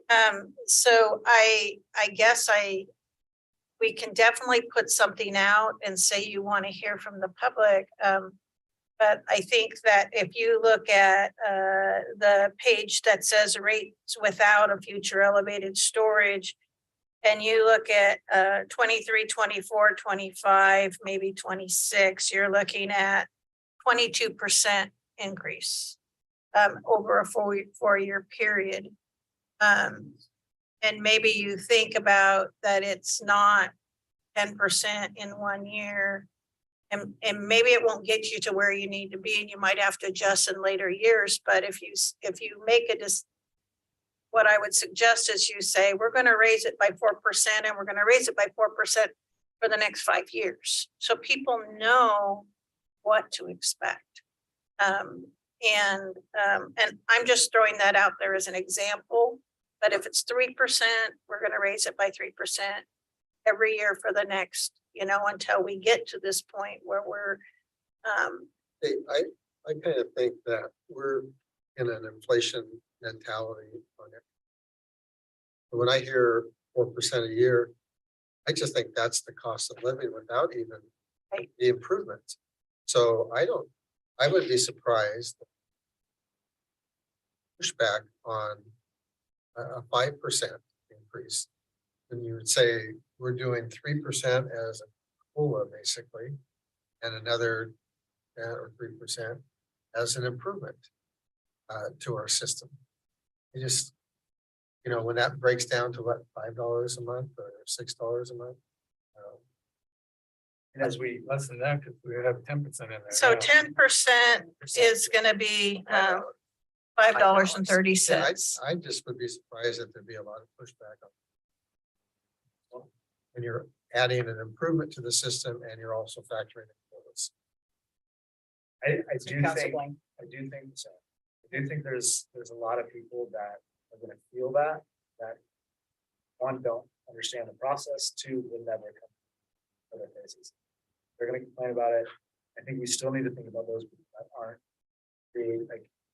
thinking about their inflationary factor year to year, year in, year out. They're thinking about how they feed their families. There's a lot of low income families here in Coburg that we still need to take into consideration. This is gonna be a significant, if it's $5, if it's $10, it's $12, that ends up as the years go on.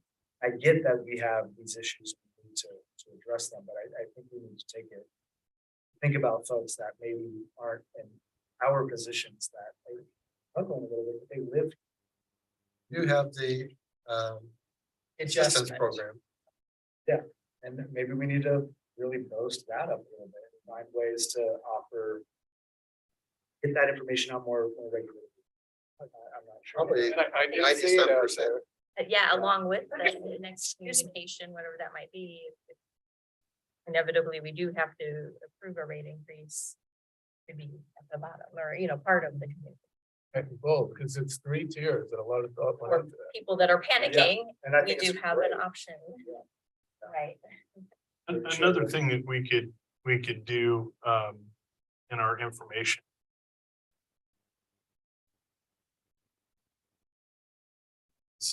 Really push the water conservation.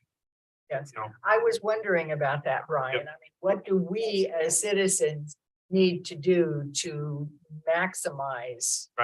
and there's other things we can do. I can't tell you offhand what the big users would be. That go over those minimums, but it might not be just $10 on your base rate. It might be, this is just hypothetical, could be $2.50 on the base rate, and then the majority is made up in the overage. Because those low income people really kind of look at that base.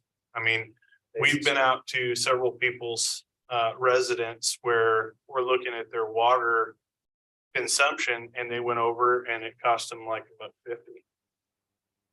So they would have us come out just to, look at $1.50 on their bill. Not like me who had it pouring out. I mean, right, so, I mean, I hate to put it on just one type of user, the big user, but that might be a way that we could. I mean, Kinda look honestly, at to be fair, like, I have a big yard and like summertime is expensive. And there might be a reason that I should pay a little more than somebody else. Right. And, it's to charge less money. Well, I don't live in Coburg, but I can tell you in the summertime, my water and sewer bills on about $185, $187. And that's true. I family in Crestwell, it's the same thing. It's Yeah, it's wherever we expensive. are. It is expensive. Well, Box. so, go ahead. I was just gonna say that, if we approach it the same way we did a TAF, then we're going to put some information out to the community. We're going to give them a chance to give input back, and we're pushing up to budget season. Right. So I guess my question to you is, are you comfortable with preparing to put an increase in the New Year's budget and not this year? And use 5 months to let the community know it's coming and give them the chance to give you input. Didn't we do that last year? Say there's an increase coming? Yeah, you have a copy of what we sent started out. that last April. Again, the I delay think you could is- advertise that to be simply a COLA factor, the 3.5% and 5%. I don't know that most people would understand COLA, or that many people would They're getting understand a- COLA. What was social security increase this year? Well, 9 Social point- Security did, but not all of our workers get COLA. No, but Um, our whole state economy was 9.9%. Right, but citizens are. right. That's why we need to let yeah. them know. But I think, That's the education piece, but again, you're getting what, 5% of those people that actually. right. Less. So my feeling is, and this is just my feeling, is that we need we need to do the education, but we need to start the rate increases. So it may be a shorter or smaller educational process based on what we already put out in April. That yes, we've taken a look at this. I think most of us that live in this city, we've gone through some ups and some downs with some rates. So I think if we're looking at, I hate to say a $5 increase a month, but maybe it is a $5 increase. Put out more information. I don't know. I'm open for conversation. I defer, I believe we really need to put it in the budget for the first, whatever the increase is. So we've already talked about it a year ago. I don't want to go January. This is not May when we're doing this, so we have a chance to have two meetings. Open houses or whatever we want to do. And we can educate those people that show up and maybe they can talk. Are you saying don't do an increase now? Wait until we do the education? You're talking about making an increase tonight where. Well, no. Oh, I think that would That's be a bit important. So harsh. you're gonna, so that's gonna be a 2-month, that would be a public hearing, it's fees. So yeah, Okay. you're talking about at least 2 months in council meetings to raise those fees. And so then you have to, I believe, Sammy, I wish Sammy was in here, but I believe after you vote on the fee, then you can't implement it for 30 days. I believe you're correct. So you're looking at least 3 months from the time you start the council voting on it or the hearing on it to raise the fee. So if you start it now, you'll be adopting it in time for the new year, the new fiscal year, basically. You might get it 2 months short. I mean, you might get 2 months in this fiscal year. There's Sammy. Sammy, can you clarify, when the council raises fees, is that an ordinance? Yeah. it's by resolution. Okay, by resolution, but it needs a public hearing. And then after they vote, it's 30 days before we can implement. Not on a resolution. Okay, Resolution. okay, Yeah. you can definitely- so it can go into effect Immediately. immediately. Okay, all So if, right, that's good. so in February, we have our next council meeting is in February. What are we doing at our next council meeting? We're setting fees, we're projecting fees at that point. I'm just trying to be clear. I don't see how we could put out an education Okay, to the public okay. by so the it's- February 14th meeting and give them enough time to come in and provide comment. That's just So unfair. it's March. It's March. Okay, so by March, then we have to have decided what that increase is going to look like, right? And it would be built into the budget, and we'll be doing the budget in May. starting Well, the those. staff Yes. starts budgeting in March and the Now. numbers are put together by Okay. mid-April. Okay. Come to the budget committee. So yeah, the staff needs heads up if this is gonna happen before the end of the year or you want to start it at the beginning of the new fiscal year. Would we be far behind if it did not start until July 1? Well, you're behind now. We're behind now. You're behind right, now. So So we get yeah, you're behind now. So, I mean, the sooner you do it, the better. I'm just saying, you as a council and the staff were highly successful with the TUF. yes. We know I what was works here. impressed. I've worked in Coburg for many years and I can tell you that if you do not give the public enough time to digest this, it's going to be painful. Right. And I know we did it for a while, but I can't remember the time. it took us a Well, good, wonder- it took a, but we also, we delayed because of COVID. And so, but it Probably took, 6 months. it was a good education process. I think it needs to be similar to that, maybe not quite as extensive, but pretty darn close to that. Or maybe it's like fiscal year, I know we're behind, but we gotta give people time to adjust, especially moving in the summer. Deciding what we're gonna water or not. Inflation and all these things, like, gotta give people a little bit of time to prepare and really educate. I obviously get what. Counselor Lehman? Thoughts? So the water and sewer is one fund? No. Correct? They're two separate, Separate funds. but yet we charge just one monthly rate combined, right? When you send your water and sewer bill in, or is it delineated? in- No, it's delineated on your bill. So we're talking about just 5% or $5 or whatever, is just on the water side. No, I believe that you guys had an intention of raising sewer by, One was, it was, 1.5%, 1.5. 1.5 and 3%, yeah. one distinction, I think, between the tough and the water increase. And the tough only raised, what, $150,000 to $175,000 a year. It raises about 150 to, no. No, it's 112,000 a year. Yeah.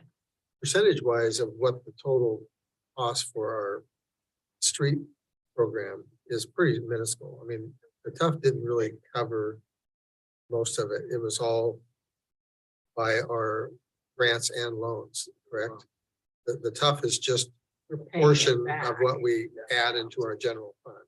The tough is our established revenue for paying the loans Right, back. but it's actually a small percentage of the overall total. That's correct. Whereas the water increase of $5 a month, $60 a year per family times 400, that's a higher proportional ratio than the tough is. Like, I think our tough is a little bit too low proportionally what we're trying to accomplish with it relative to the water fund. Which gets me another topic. I think we should include the diesel tax on that. All right, let's just, let's stick to what we got right now. But I think you can still put it into the budget as a planning document and make your decision after your informational. And we put a lot of things into the budget that is just a placeholder for you to do the planning. Counselor Bloom? Thoughts? Any further thoughts? Really, I mean, I get where you're coming from, Mr. Raymond, and I know it has to be done. I just think more time, the better for this situation. I think. Yeah, I mean. Counselor Engelbert? No, I did actually have one question here on this schedule of rate increases. We're talking, throwing out, I'm hearing people throwing out $5 a month or what have you, but when I look at the schedule, it looks a lot more dire than that as you go into the. That's what I was saying Our is that years.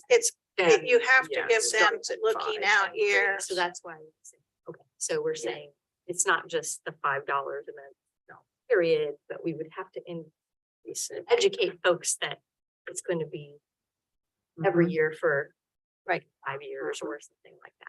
Yep. Yeah, and it's tough, I get people, I haven't been on city council, I've still had people come up. Why do we pay so much for sewer and water? And I just remind people, we have a new sewer. And there's a lot of cities, as Brian said, there's a lot of cities that don't have a new sewer, and that's why the ratepayers in those cities are not paying as much as we do for sewer. But the problem for those people in those cities is somebody's gonna have to pay it because that sewer is gonna fail and they're going to have to put it in sewer, whether they like it or not. And And at that point, their rates are going to be very high as well. absolutely. Another thing that I wanted to point out when you guys are talking about rates and then, setting rates in a certain year, right? So I would always recommend, I think I've said to city council, at least an increase of some sort every year to get you out of deferred maintenance. One thing that, there's a couple things that we're not taking care of in any of these capital projects is well 1 and well 2 as they currently sit. Now, there's some rehab to both well 1 and well 2's building that has nothing to do with the wells themselves, so the motors themselves. There, here, Yep. there's a one So or two it's, rehab. Yeah. it's those deferred maintenance, if we don't look at how are we gonna deal with these like that, the booster station itself, those booster pumps are getting older, right? How old are they? 1997. Well, like that being said, like, I mean, it looks like what's that, $225,000 to rehab those 2 wells, roughly? Yep. Wouldn't it make sense if we're gonna do something like that, is we fix what we have, make sure it's solid, good, then we move on to the next one. So as far as phasing goes, and that should probably move to the top, in my opinion, just to fix, get ready, set them up.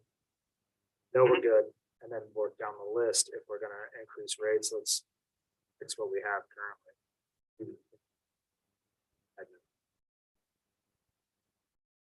Fox?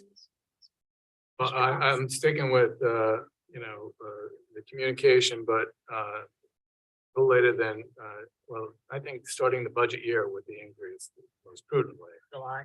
Yeah. I agree. And then we have to look at the portion of rates, because in the rates with, without the future elevated storage, are we pushing it out 10-year? And that guy over there is nervous as hell. Again, we are limited on our growth, so we don't have that, but there is the east side. The other thing is proportion, 10%, the $5 this year, but 10% every year, or can we have a decreasing scale where it goes, 5, 4, 3, 2, 1? So we're bringing in additional revenues, but we're not upfront. How does that all pay? Those are great questions. I You know, don't I know that anybody can't has the answer rattle off right now. what that would look like until I have the information that we feed it into the model, and then it comes out and says, this is what you should do if this is what you want to accomplish. But And, obviously, 20% for 2 years is a lot better than what I just said, but again, we have plus all around going up, so. yeah,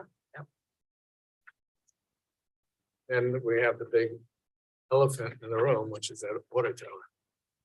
Right. There is no growth. But we need more information back in terms of what we can get for a loan and what possible grants are out there. When do you think you'd have that information back? And if we've given you clear enough. yeah, I won't guidance. be able to, my schedule is so full right now, that I won't even be able to talk with Business Oregon until sometime next week. I mean, possibly by the council meeting in February, I might be able to give a verbal, but I wouldn't have any documentation.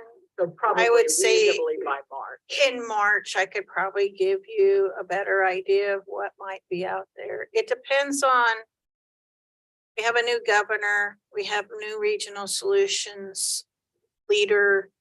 I don't know what capacity is right now to get to us. And so that's kind of one of the issues right now, but I will try by March. All right.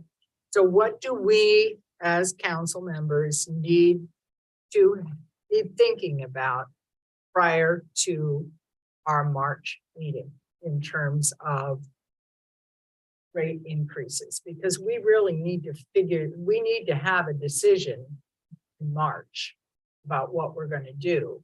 And that would be the first public meeting. But we need to know if we're going to present it to the public, we need to know, right?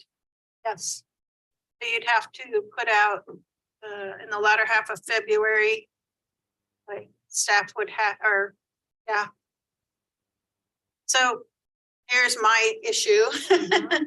is I have a 2-week vacation in February, so that's gonna slow things down, and I'm sorry about that, but, I'm getting on the plane. Well, So, reserve vacation, you know, so But, back us up and tell us what. we yeah, need so to I do in think terms if of you, timing.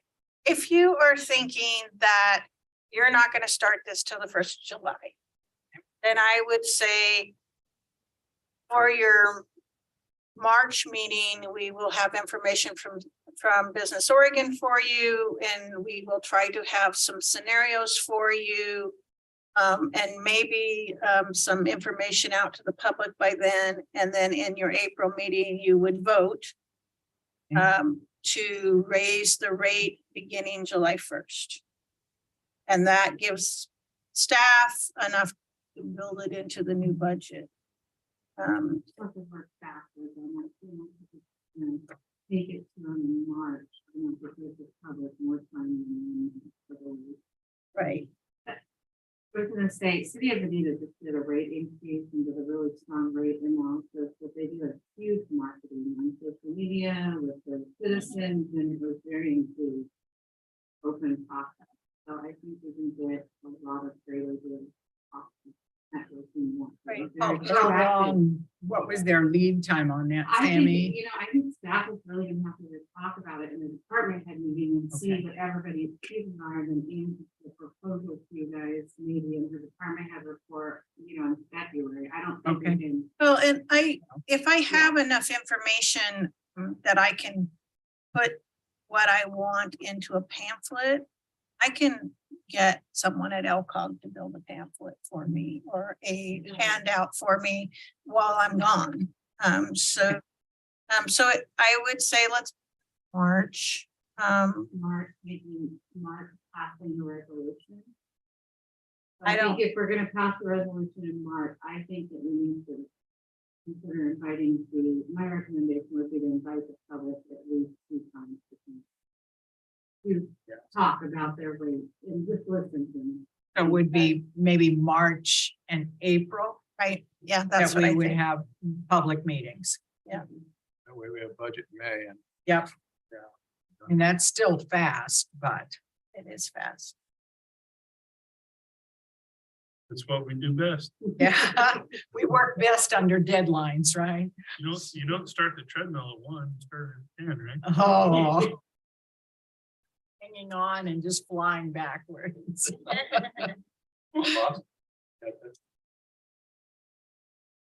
All kinds of time. I like the idea that we talked earlier about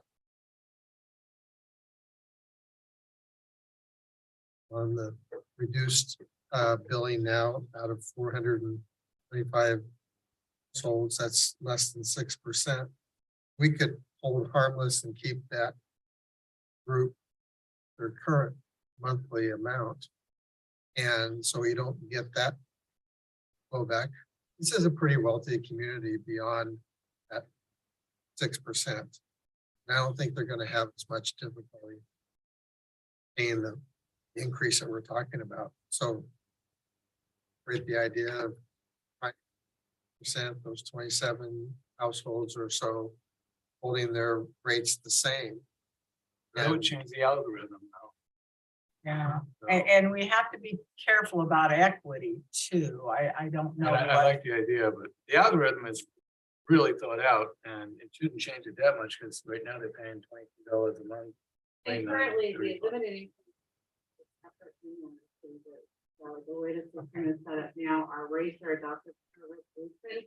And our limited income assistance is a separate program that sets the rate and is looked at annually. It's always been underutilized. So unless, and that is on, I want, it is on a budget, our fiscal year, so. You're gonna have to look at standard rate, it's gonna be 2 different action items. If you wanna look at changing the limited income rates, it would be a separate. Yeah. A different decision. Probably we should leave that alone. I would- at We this changed the point. rates in March, limited income. To not have a different. And then it's not a big difference. I would say if we're doing all this marketing for the increase, we do just as much marketing for, It's rate. underutilized. yeah, make sure everybody knows about it. Qualify, it's available, make sure I get that out as much. I would agree. Okay, do we have our marching orders? Everybody clear about what we're doing? You feel like you have your marching orders. I'm still trying to figure, I think Okay. I think Sammy's right, that staff need to sit down and figure out a Okay. timeline based on capacity. Because right Okay. now, we're pretty full. But we'll be looking at, We can put a Okay. timeline together. This is what we can provide to the council for their February I meeting. like How it. about that? that sounds great. So we'll have maybe information back about loan amounts, grants amount by probably not until March, reasonably. I might be able to let you know what's out We there. might know in something in February. February. Yeah. And we'll sort of, and we'll get a timeline back Mhm. from staff. And when we can get the information out to public. And then we'll be looking at March and April as public meetings. For increases. Up. Yep. Okay. Yay us. All right. We're going to call this meeting adjourned at 8:13 for the hard work.